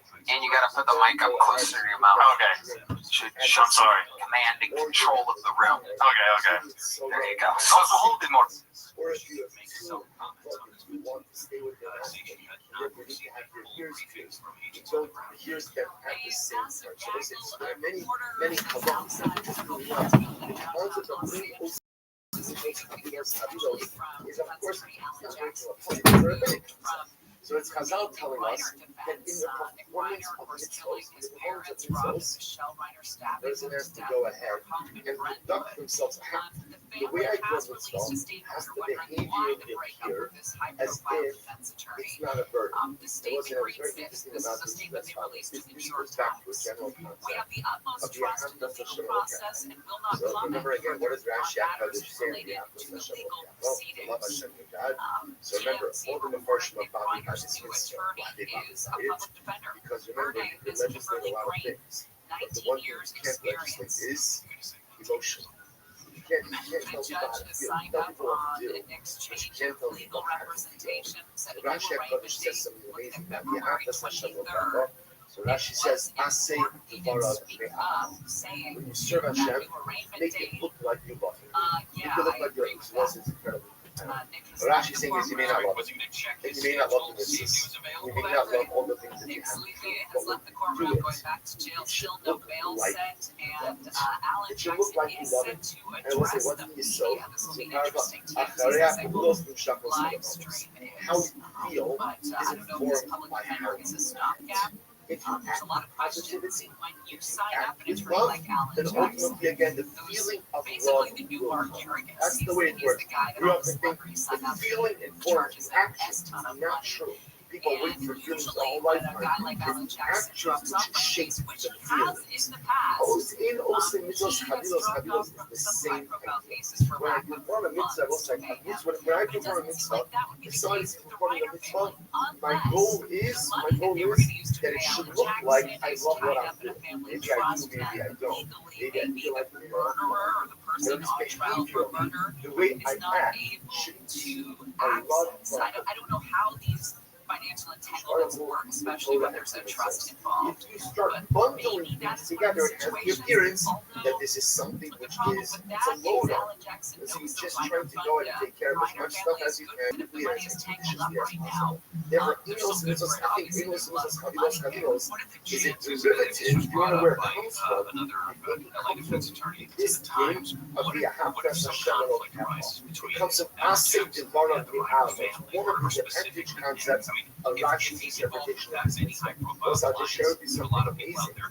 If I you can't think, well, let's envision think what about the it. conflict Hello, might be. is but that that's true? also a Is that true that we don't do Sure, mitzvahs in bundles? A lot of times we learn, Hanichnas L'Pesach, let's say Shabbos. If someone comes into the house, let's say, come on, after Shabbos, so we say, we come down, the Baruch Alayah, Ba'ala, or Ba'ala the Simon, the Achakah, Omra, Ba'ala, Lakos. What do you have as part of Havdalah? You make up every Agafen, you make up every Eish, already you summon, and then you make the bracha of Havdalah, which is the bracha of Havdalah. What happens? Then a lo elakos. We'll say, what happens if again? I only have one cup of wine. So now the situation over here is a chalice of this. I didn't get bench. So I need a cup of wine for two things. I need a cup of wine for Birkas Hamazon for benching, and I also need a cup of wine for Abdullah. But I only have one cup of wine. So what's the halacha? It says the Gemara is Eno Elakos Echad, Manicho La'achar Hamazon, or Mishashlin Kulon La'achar. The Gemara says no problem. What do? Just recite benching on the cup, and then immediately after benching, recite Havdalah on the kos as well. What? You just told me what? What did we just say? What did we just say? We just said, according to Kavilosi, it's such a simple idea. You don't need two cups, one cup, bench, and then recite your cups, and then recite Kiddush. So we'll say, so again, you told me, no, we don't do that. We don't do multiple mitzvahs on one cup of wine. So you're talking about one cup of wine. You had shalosh of this. You had to bench on a person to make Havdalah, that you could first bench, and then go and make all the brachos of Havdalah with the same cup. So obviously you can't, quote unquote, bundle mitzvahs for one cup of wine. If you look at the Restream says, Mishal to the wide lines, 2, 4, 6 lines, Mishal Shalas. Shemechavim Yachad in Birkas Hamazon, Alma Aminam Shtei Brachas Al Kosechem Havdalah B'Mitzvot. So let's say, you see from here that you can do multiple things on one cup of wine, which the Gemara says very well. Ain't no shame. It's different. This is talking about a case where you don't have. You only have one cup of wine. Okay. So let's say if you only have one cup of wine, under those circumstances, you could recite benching and then Havdalah, or in other words, lavdak, which is benching and Havdalah. If you only have one cup of wine, then you could potentially use it to multiple things. But we're talking about when you have more than one cup of wine. So if you have more than one cup of wine, I will say this is so exciting. So for those of us maybe who saw us maybe learn this for years, we're going to get now to Yak has and all these acronyms which are absolutely meaningless to us when we were in school. And now the other Hashem, again, we're going to learn it. And we'll say not only that, this is a major sugya this year. Because remember again, the first Seder is Motzei Shabbos. So this whole discussion, all this, it's very exciting. Very exciting. So let's say, now watch this. It's incredible. Is that true? Well, young. So we'll say, so now remember, the Gemara suggests me as follows. Everyone's going to accept the principle of Inos, Misos, Chavilos. Right? Except when? When you don't have. Right? So if you don't, we'll say now, remember, I want to point out, you can accept Misos, Chavilos, even when you don't have. Right? Remember again, it's very simple. Then I would say, go back to the coast. Right? Or to make Havdalah. In other words, there's another option. So yeah, what the Gemara is saying is, in general, we don't do mitzvos habilos habilos. That's the Gemara saying. Maybe the one exception is, if you only have one cup of wine, then maybe you could double up on the mitzvahs on the same cup. But other than that, in also mitzvahs for this, Shabbos, wow, halacha for us. But what about when Yom Tov falls out right after Shabbos? Then we'll say now, halachically, this is fascinating. Because remember again, what do you have happening at the same time? The Islay, but Amarav, Yaknahal. So the Gemara says. So remember what happens when Yom Tov falls out on Motzei Shabbos. And also remember again, Rav says you have Yakno. What's Yakno? Yayin, Kiddush, Ner, Havdalah. Now we'll say, leaving aside, remember, the only two things we care about in this equation are Kiddush and Havdalah. Right? What's unique about when Yom Tov falls out on Motzei Shabbos is Kiddush and Havdalah on the same dose. So we'll say, so again, so now you see, now Rav just saying, yeah, no. So we'll get into this more a little bit. But Lamaisa, the point over here is that you see the Yain and Kiddush are being made on the same cup. Rav Rothschild says the Gemara, now we're assuming, just Rashbam points this out, this is very exciting. The Rashbam assumes that the reason question is the first night of Pesach. Why are we going to make that assumption? We'll see. It's the first night of Pesach. And yet we see that you're making Kiddush and Havdalah on the same cup of wine, which is no. This is not the first night of Pesach. How do you know it's not the first night of Pesach? Omri, the low Amar Siman. Because they will say, what's missing from Rav's, what's missing from his bundle there? The Zohar, right? The Zion, the Sman, the Shechianu. The fact that Shechianu is not in there tells us what? It must be that one. It's the last day of Yom Tov, which is on Motzei Shabbos. We'll see, right? That's how this falls on this also, right? Right? Last day of Yom Tov for us, right? After Sunday. No? Okay. Yeah. Right, so whatever the situation is, right? The Gemara is talking about over here that halacha l'maisa. We're not talking about where the first day of Pesach falls on. Yeah, Achron Shal Pesach. Yeah, Achron Shal Pesach. They'll say so again. So we're not talking about over here. We're not talking about over here where halacha l'maisa. The first day of Pesach is on Shabbos. This is the last day. How do I know this? The Gemara says, the low Amar Zman because the Shvi Shal Pesach Haskis. Now we'll say, now what does it matter if you're setting up this case on the first day of Pesach and the last day of Pesach?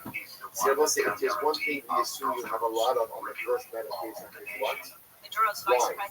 So therefore, again, but if there's one thing you don't have a lot of on the last day of Pesach, it is wine. Right? It's possible that now that you was a good young it was a good young I'm down to my last cup. I'm down to my last cup. Therefore, what the Gemara says, the less late. So we'll say, so it's possible, maybe the case of where Rav says you could say Yayin Kiddush Ner Havdalah, Kiddush and Havdalah on the same cup. Is that the last night of Pesach? And again, it would make sense because the Rab's not mentioned it's not mentioned Shechianu. So I can't be referring to the first night of Pesach, I must be referring to the last night of Pesach. Maybe it's only the last night of Pesach where maybe you've exhausted your wine supply. That's when you can recite Kiddush and Havdalah on the same cup of wine. If the Gemara says, the whole night, the Hamalei, up the maybe last night, maybe by the last night of Yom Tov, you don't have any more wine, right? And that's how you could recite Kiddush and Havdalah on the same cup, but then in a regular social you will not recite them on the same cup. I Yom Tov, you should be a slave. But one second, let's go back to this a second. Everyone knows that at the beginning of Yom Tov, in general, not just Pesach, but every Yom Tov, there's a mitzvah of Saraka ben wine. People have plenty of wine in their house. But I'm not, I will say, now the truth is, the reason why this conversation is especially true by Pesach, so also getting back to the first mission of something. Remember again, who has wine in their house on the beginning of Pesach? Everyone, even who? Afilu ani, right? Afilu ani lo yifkusu lo me'avakosos. Therefore, we'll say we know for sure that come the beginning of Pesach, everyone has wine. So watch this. By Yom Tov, we shall see this slave. Va'amar Abaye yakzino. V'Rava Amar yaknahas. Very exciting. We will see this again. This is a lot of folks that's an order of brachas when it comes to the first night of Yom Tov, first night of Pesach, and both of us is Shabbos. But we'll say, but leaving that aside, the order of the brachas. what does everybody agree with? Everybody agrees that what are you doing on the same cup? Kiddush and Havdalah.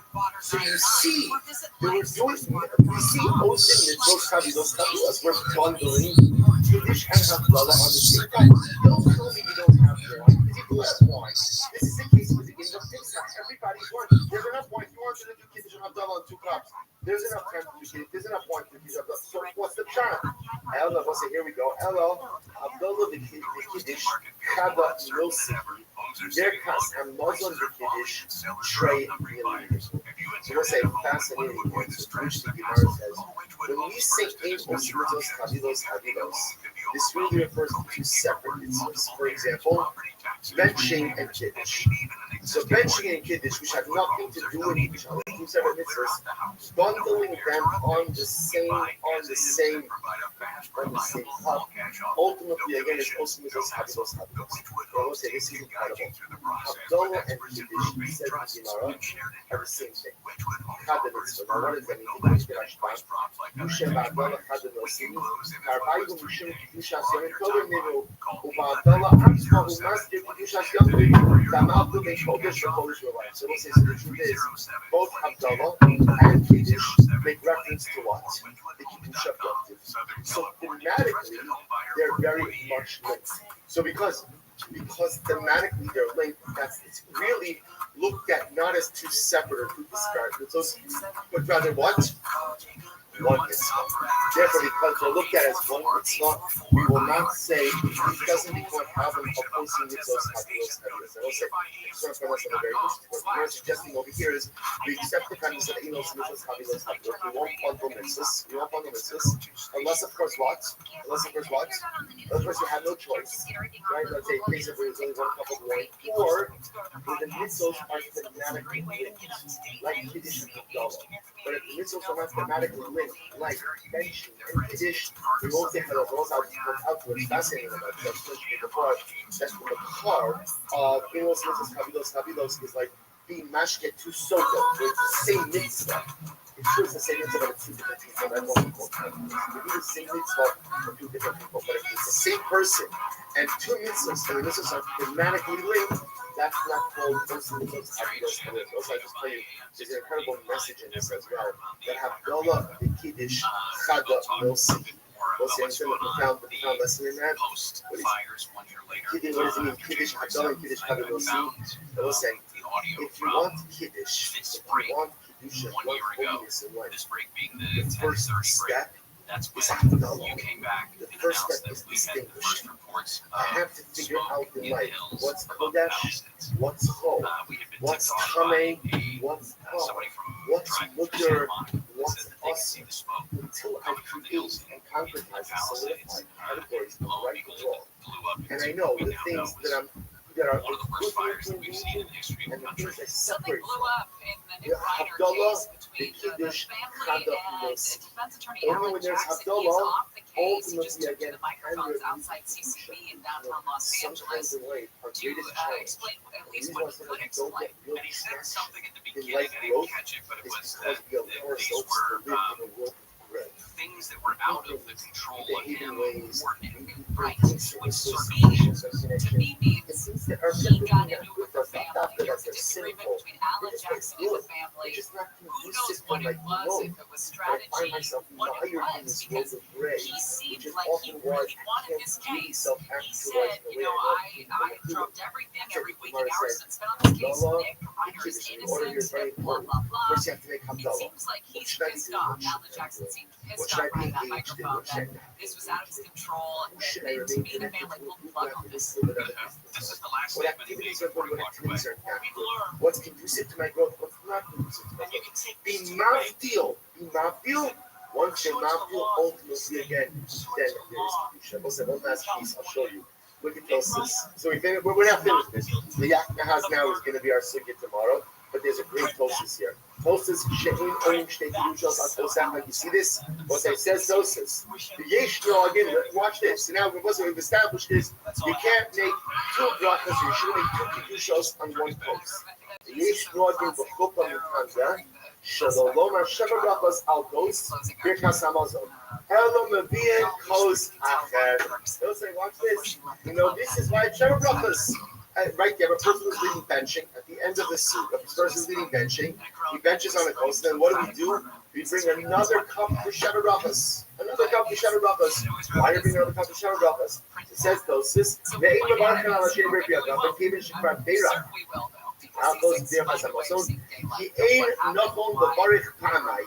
Because it's not good to make. You want to say, so remember again, interestingly enough, one cup is for benching, one cup is for Sheva Brachos. Why? Why 2 cups?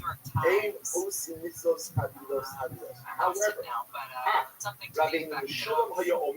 Rabbi Rothschild said, no. By Sheva Brachos after benching, you make everything on 1 cup. Why? The low dummy of their cousin also the Kiddush is trading with it. Because it was again, it's not similar to let's say benching and Kiddush, which are completely 2 different things. Did I read the summer? We'll see. The Birkas Hamos are goring the Birkas Nisuin, Birkas I'm sorry. The Birkas Hamos are goring the Birkas Nisuin. There's one second to read. Rabbi Rothschild disagreed. Rabbi Rothschild says, no, you only need 1 cup. Why do you only need 1 cup? Because Allah will say, what triggers Sheva Brachos? What triggers it? Benching. If you don't have a meal, you don't have benching, you don't have Sheva Brachos. I don't mean the Sheva Brachos under the Chuppah. I mean Sheva Brachos again from the Suda and on for the 7 days. You only have Sheva Brachos if you have a meal.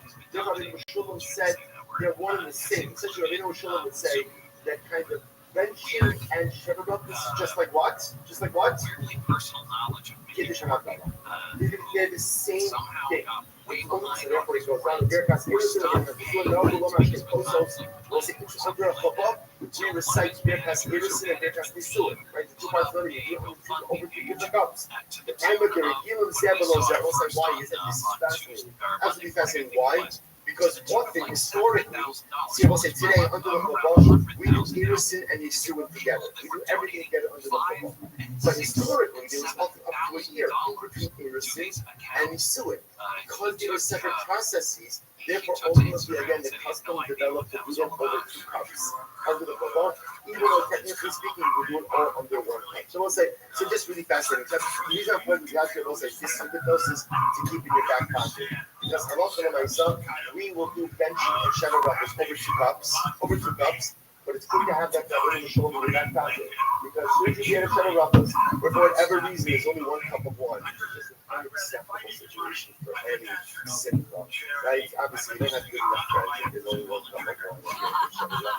But the nice, again, it's interesting to know that if there is only 1 cup of wine, this milk to go in the same cup for benching as well as for Sheva. Let's not go to the tomorrow.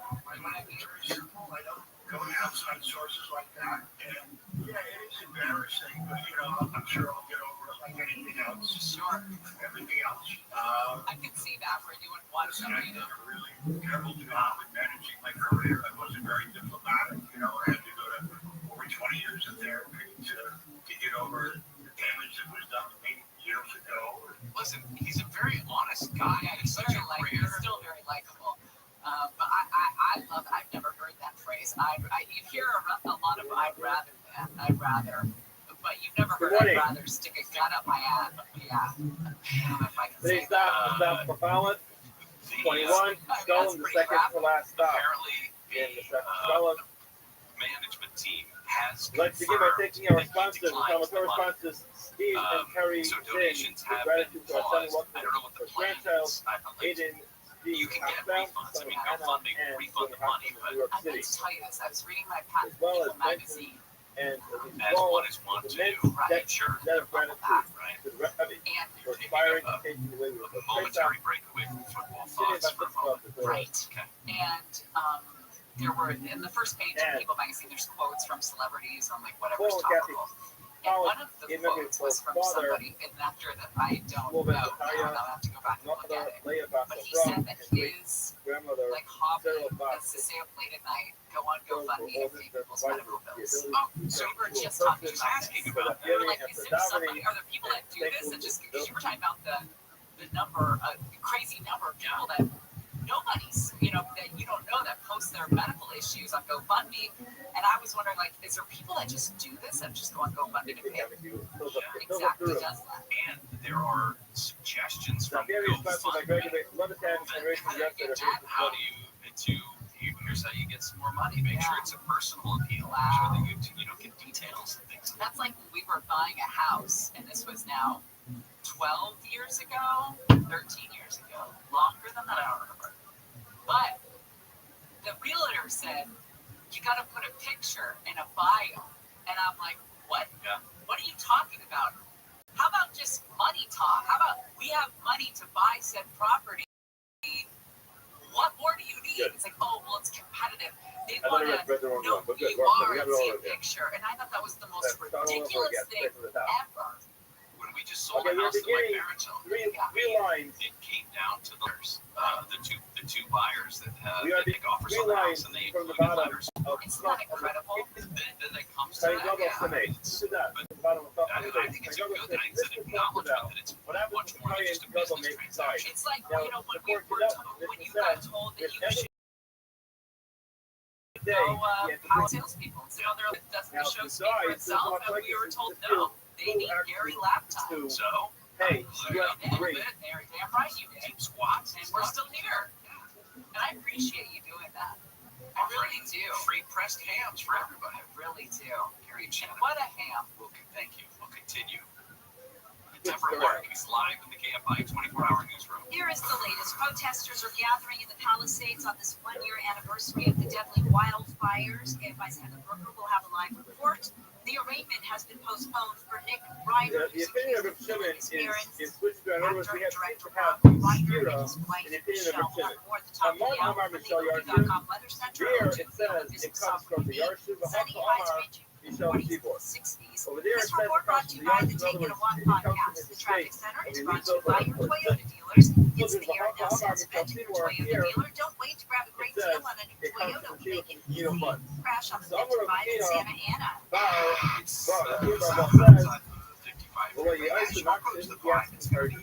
Right there about 4th Street or by Boulevard. The carpool was blocked, so vehicle crash. But it's done some damage, and it's damaged your drive. It's slow.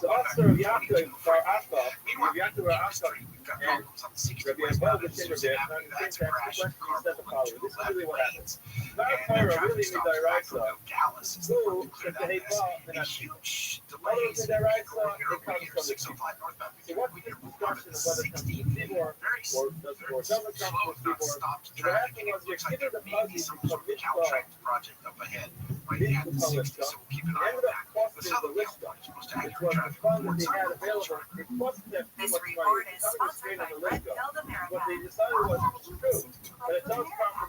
I get it. But the way they established it was, they used to under they would go ahead and collect the money. Instead of taking it from the regular already established fund that we have for the carbon, they would go ahead and establish a collection, a special collection to pay for that neighborhood. Ultimately, it didn't work out so well, so it's still to pay law. And of course, in other words, when folks do that fight in the seaboard, it was the question was, what systems did they use to pay for it? Was it for the established fund that he had in the list already? Or was it money that he would go ahead and collect towards his carbon? So originally, they collected special for it, but ended up bonus pack for the original Peppermint Today. The real estate market feels more uncertain than ever. Homes are sitting longer, prices are falling, and sellers are outnumbering buyers. If you inherited a home and want to avoid the stress and hassle, call Witchwood Homes first to discuss your options. Inheriting a home can be overwhelming. Probate paperwork, multiple heirs, property taxes, repairs, and maybe even an existing mortgage. With Witchwood Homes, there's no need to clean or clear out the house. No repairs or updates. We buy as is and provide a fast, reliable, all-cash offer. No commissions, no hassle. The Witchwood Homes team can guide you through the process with experts in probate, trust, and shared inheritance. Witchwood Homes offer is Gemara says, with no last minute price drops like other cash buyers. We can close in as little as 3 days or on your timeline. Call 800-307-2010 today for your no obligation cash offer. That's 800-307-2010, 800-307-2010, or WinwoodHomes.com. Southern California's trusted home buyer for 40 years. And ultimately determine that the answer is you have to bring the whole thing. Why? Because we're comparing it to a carbon comet. Carbon comet is always growing. It's required to bring two every single day. Therefore, we say the same thing is true with the carbon minify as well. So they will ask you about the slice of Lugan. If we look at the measurement, would that bring what? You split that in half. In other words, it would be 1.5. 1.5. Or would they double it and bring 6 to have 3 whole Lugan? The free iHeartRadio app is the number one app for radio. One tap gets the most live radio stations We also from all need to over the country. answer about the snake Go to country. a pre-sale app The with minute another tap double in is 12 to 10 You already have the The free question is, iHeartRadio Mahe, app. snake country, the doctor, the snake country, Number one app for radio. 2 in the morning and 2 in the afternoon. I can access the doctor. On the next Bill Handel Show, we'll ask how to rate your work out. Join us and share 3 things that can help you make better money decisions for 2026. Have money, have more money, and have more money than that. And that's coming up after 7 a.m. tomorrow morning on the next Bill Handel Show. Don't we learn? We start to answer the question of what we learn. We start concepts of the title from Lucas Pente, Sinner, Cargo, the Cargo Minta, Marva Hollow, Snake Nuts. Now, cash snake nuts, you can be able to compare itself like beer. There are 2. We say the same thing over here. On with the report that ICE agents were involved in a shooting in Minneapolis. Don't we learn Maybe some protesting, maybe some rioting. This is all accounts from the scene that have been verified. Woman apparently using her car against ICE agents. Now the mayor saying that that's baloney, that this was, using a stronger term, that was not the situation. That it was not acting in self-defense. I was just trying to find some footage of the actual event because it seems there's footage of everything everywhere these days. But the mayor is saying, I have a message for ICE, have that of Minneapolis. Even over here, like carbon comet, we weren't sure. So therefore, we're left off with the question. We do not know whether it has to be brought entirely. In other words, you double it, or you just not charging split it in half. We have a morning, half the day. Okay, in this yesterday, this we talked about the I Aper. just found some, but I am not, it's not confirmed. The Elah is the ashes of the heart. So just to go back One to of this the things that we're doing today, very obviously, quickly, is remembering it says there were what 7 happened a year tachanas ago, or that they started, made. I should say, a year So ago. when you say the word The tachana, residents down in naturally Palisades that right means now are that you rallying grab on. to demand Tachana accountability. is something that is In an rabbinically event opposed, called and it They says Let Us there were 7 Burn. tachanas. Our own One of Heather them was Brooker is down there along the Palisades to give us an update on our what's going on. 8 Hey, Heather, what's you going on? can have news. So then about Para, on the Para, so you while in the house. That there should not be a concept of Megillah in the after the ashes. They burn the Para, it turns to lots of ash. So technically speaking, whenever something belongs to action, whenever something is a practical material, if you steal it, it's a glorified type of stealing, which is not simply stealing, it's stealing from excess, which is what for commerce is required for carbon in addition to fine. So the comment here was that there was no Megillah, there was no concept of Megillah, as one were to steal the ashes of the farm.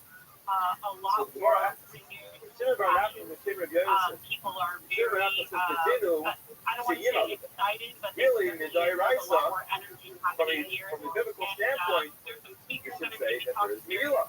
The name goes from Shula, they made it to come out that no, we're going to move away from the Dairaisa, is not going to be Megillah. Just to point out, you never find the comment of Aisha Rabban Torah, do something in Torah, they could not say. So you know what the Torah says, if you do this, it's stealing, but we're going to say, you know what, it's not. We have to understand, there's a lot that's said on this topic, but generally speaking, Megillah as a is a glorified type of theft. So now, if it's in the category of theft, so then we can decide if there is somebody who's in charge of it, who has rights to make decisions for it, they can relent, but they can forgive on the theft. So in other words, we can't say the Torah says that it's not to be the Palace of Shabbos. Coming back, we We'll come along back into the Palisades and say, you know about what, 2 weeks ago. we decided to put us And for this We're getting used to the new reality here in town. And Andrea, how are you feeling today? What is this demonstration for you so far? I came to support all of this. Happy to send out everything. Everybody says so many of our friends love everything. I'm here to support them and to make, strength if possible, that we can rise from all this and then we can rebuild. And we want to rebuild this beautiful town that is completely different. So I'm here with a lot of gratitude also because we go back to our home 2 weeks ago, and I'm here just to cheer them up that we can do this. That does seem to be a sentiment a lot of people are saying. Kevin and Andrea, thank you so much. That is a sentiment, Gary and Shannon, that a lot of people I've spoken to so far have said. They want to rebuild, but they also want accountability, and that's what we're seeing a lot of that passion coming from today. So accountability, I'm assuming this means getting money back from whatever entity has been sued because of the destruction or the amount of destruction. Is there frustration that people have not been able to move back into their homes because money hasn't been freed up, too much red tape? Specifically, what has been the problem with rebuilding thus far? Well, I think that the frustration that they're having with wanting accountability is just for somebody to say, hey, we screwed up. We did not handle this properly. We did not do what we needed to do. I think, honestly, that would be the first start in a situation like this, to let people start moving forward and have the healing process. Earlier when I was in Altadena, one of the homeowners I spoke with there said they want SoCal Edison to admit their role in the Eden fire. I think right now, when I first came up, there was definitely more subdued. Like I said, they had the moment of silence. The musicians were playing. Now the speakers are starting to take the stage. There's a lot of signs. Everything's taken over the square here, if you will, in the Palisades Village. This is going to get. I can't imagine what this day is like for people that went through that. And like you said, I mean, there are people that are coming back, but the reality of life in the Palisades is different and will be different for a decade or more. So, Heather, thank you for your stuff. Appreciate it. Thank you guys. Heather Booker, they're live in the Palisades. I mean, the pitch of it is nobody's going to say we did something wrong. You can't do that. And liability-wise, that means you have to write back checks. You bankrupt yourself and your company or your city or your department or what have you. When you say we were wrong, we were at fault. Unfortunately, that's just the way it goes. And yes, there were a number of problems with the preparation, with the response, with the mismanagement, even at the fire department level, when leadership or what have you. But this was also a monster-ass fire. The conditions were ridiculous.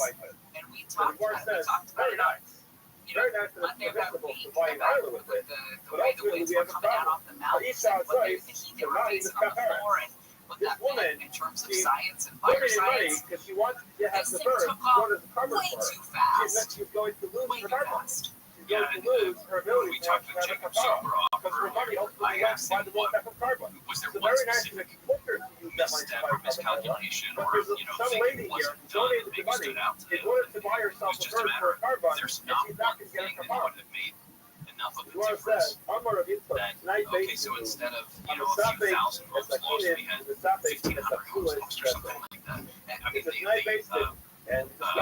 reservoir up there obviously is the main point of contention, one of the main points of contention that if that thing had been built, why there may have been a chance that, yes, there is a chance it would have made a difference, but this was a massive firestorm without that thing being full. Yeah, and then add insult to injury, the ineptitude at various different levels. Right. Okay, when we come back, we will get into what's going on in Minneapolis, and it's not good. I'll tell you that. ICE agents reportedly shot and killed a woman. Their story was this was a protest riot situation. She was using her car against them. Video from the scene shows otherwise. This is already exploded. Gary Chan will continue right after this. Now, the mission is what happens when someone's flying saliva is lying down. You really have to assume that the or not. Live from the KFI Georgia, protesters are gathering right now in the Palisades, demanding accountability after last year's fires. KFI's Heather Brooker is live in the Palisades Village. But again, we're talking about thousands of people walking up the same path, and if someone had some phlegm and spit on the side of the street, so now someone's walking and steps on it, they can become tummy. So someone notices that they're mistakenly steps on someone's saliva, and they have to know, am I tummy or not? The mission is going to determine whether or not, and again, hand sanitizer along the whole way as they're going up to July. Perhaps represent the virus, which is the upcoming putting hand sanitizer. Ultimately, we have to determine, is it going to be tummy or not? The mission says, right inside of your saliva, the higher. All the right. All the saliva behind your saliva, you're supposed to be besides for saliva that's found in the upper part of the Dear Rabbi Mayor, yes, it says, sorry about the depends. What are we talking about? During the rest of the year, or specifically are we talking about during the rest?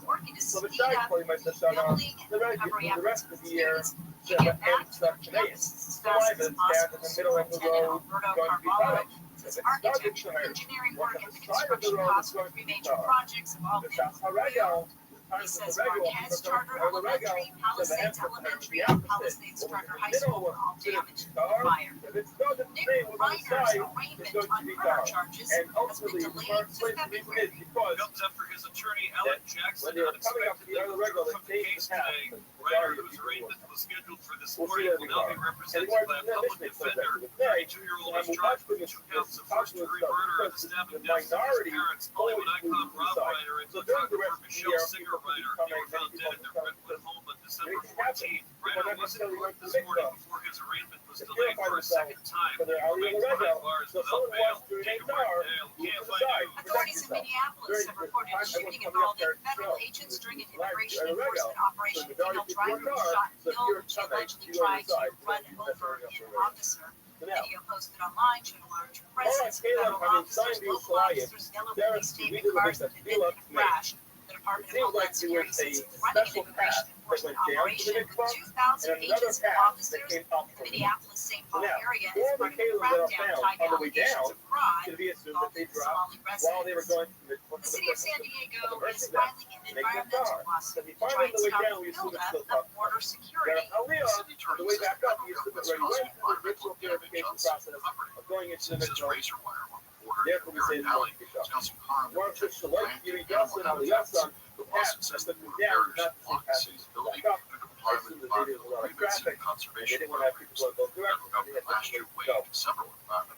Dear Rabbi Mayor, it's the name of Kulan Torah against all the harm, put in a style, the Hamagrei University, and the killing professor at MIT left behind a video of his death. ABC's Aaron Kaczorski's police think it could help with their investigation. In chilling confessional videos recorded in his native Portuguese inside the New Hampshire storage unit where his body was found after a 6-day manhunt, Claudia Valente offered no apology and said he had no regrets. Law enforcement says Valente had a 20-year grudge against someone at Brown University. President Trump claims Venezuela has agreed to turn over 30 to 50 million barrels of oil to the U.S. Secure Travers says the administration plans to oversee the sale of Venezuela's oil indefinitely and will lift some sanctions on that country. Energy Secretary Chris Wright said today that the sales done by the U.S. government will be deposited into accounts controlled by the U.S. and from there, those funds will flow back into Venezuela to benefit the people there. She says the White House has not yet detailed how exactly that will work. Southland weather from KFI Sunny, highs mid-60s for Metro LA, the valleys, beaches, inland OC, upper 40s to mid-50s, windy in the high desert, upper 50s to low 60s in the IE, right now 62 in Seal Beach, 68 in Winter Park, 62 in Agora Hills, 65 in North Hollywood. The KFI financial update, the Dow down 231, the S&P 500 is up 8, the Nasdaq is up 1.6. Crash on the 405 in North Hills. Now, yes, thousands of people were coming. We're very proud of it. Someone might drop their knife. So let's pick it up. We assume that it's running. Purified. In-car some said that several Washington clubs had just reported that people walking in the left lane. In South LA, the work zone slowing down. The 110 southbound between Adams and Exposition. That right lane closed till 2 today. In industry, 60 westbound at Azusa Avenue. We've got that crash truck clear from the Barkle and the 2 left lanes. Stop and go from Fairway Drive. We still have trouble in San Bernardino as well on the 10 westbound before you get to Waterman Avenue. They have a couple of lanes are still going to be blocked there due to an earlier accident. That overturned truck is still stop and go from Mountain View Avenue. In Riverside, 215 southbound before Box Springs Road, a crash is blocking the 2 left lanes. West Southern California's most accurate traffic report. I'm Jenny Garvin. I'm Ed Zitcher of the Better Offline podcast, and I want you to join me in this year's Consumer Electronics Show in Las Vegas, starting January 6th through January 10th, 2026. We're doing 10 radio-style podcast episodes about the Volkswagen Tech Conference, and I'll be joined by host guests to tell you what to expect when you take it to 2026. Today, 5 hours of back-to-back official television. Better Offline on America's number one podcast.com. Look at your free iPhone app and search Better Offline to start listening today. It has Bob second from the ad. Nick took his school stocking. If you are going to find it, if you find the trumpet connected to the Stephenite, how we departed each on the same week as the Stephenite, you can assume that when you say the one, that was the other. It's not a two thing. You kind of wrong, they all go in. So in other words, it follows our own opposite. So therefore, people generally would not be permissible if it was not down News outlet Minneapolis, woman shot and killed by ICE. After ICE says trying to run officers over in an act of domestic terrorism. Video from the scene, and not all of this is right, but however, there's an officer involved in shooting, and there's a lot going on. There's a lot happening in the background. There's a lot happening on the scene that we don't know about. A lot of things happen before. The actual incidents, you just don't know. That's by jumping to conclusions. That was right or wrong. It's a dangerous territory to be in the moments following one of these. Now, the video from the scene does not appear to show, it definitely appears to show a woman in an SUV leaving the scene after officers say stop the vehicle, stop the car. She's leaving, and that's when she is shot and killed by the officer closest to the vehicle. It does not appear she's in danger of running anybody over as she attempts to leave the scene. Here's another explanation. And like, it's hard to tell because there are these 3 officers that are right around the car, and they appear to be on the driver's side. One of them was walking up and telling her to get out of the car, too. It looks like he either reaches in or it goes to reach in. She puts it in reverse just a couple of feet and then takes off forward. And then the officer in front of the vehicle, or closest to the front of the vehicle, so it fires the shot. We don't know what happened before then. We don't know if this woman plowed through a crowd to get to them. We don't know if she was just simply an innocent bystander. We just don't know. She did something to get the attention of the officers in the first place. And that's what we don't see, at least on the video that's making the rounds. The different videos that I've seen, we don't see what happened before that. We have no idea. It doesn't look good, but again, not a lot of context. So, obviously, it doesn't look good anytime anyone is shot and killed in any circumstance, but it doesn't look good for ICE on scene right now. Are they coming? In the meantime, it's time for small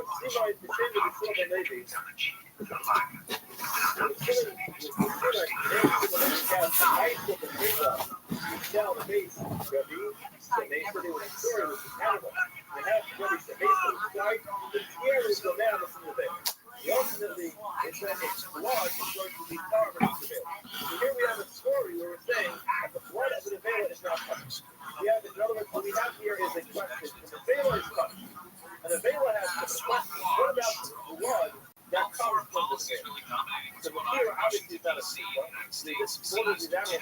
Sanctioned oil tankers The within the question last, is, say, does that 24 hours, God now carry back-to-back actions, criminals? one in the So North they weren't sure. Atlantic and one in the Originally, Caribbean. One in the North Atlantic started in the Caribbean. Remember a couple of weeks ago, we told you that the Coast Guard had been trailing sanctioned oil tanker and trying to get on board. For whatever reason, this chase, very slow speed chase, took 2.5 weeks basically to end, but overnight, U.S. European Command announced the seizure of the merchant vessel Bella 1 for violations of U.S. sanctions.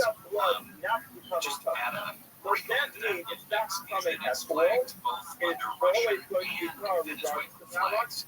So that's going to draw Russia into all of this. We did see, among other things, Secretary of Energy Chris Wright talk about trying diplomacy when it came to Venezuela and getting Maduro out of there. And now that Maduro's out, we have an obligation to, because this is back with her again, an obligation to take care of the oil reserves.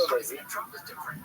He's not a tiger. He's a tiger. He wants to change the situation in Venezuela. There was a lot of negotiations, a lot of offers, a lot of ways to do this in a simpler fashion.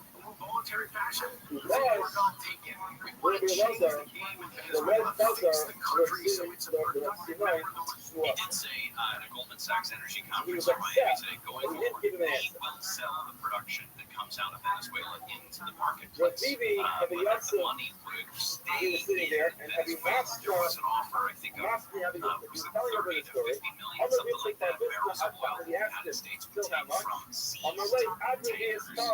And then sell the oil. At this point, that's the latest when it comes to Venezuela. What's going on there? The United States, for the first time, did back a broad coalition of allies of Ukraine and is vowing to provide security guarantees that would be binding commitments if Russia attacks it. This is the most significant shift away from Russia that we've seen in the last several weeks.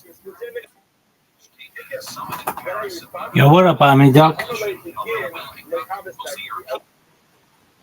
All right, how was your game?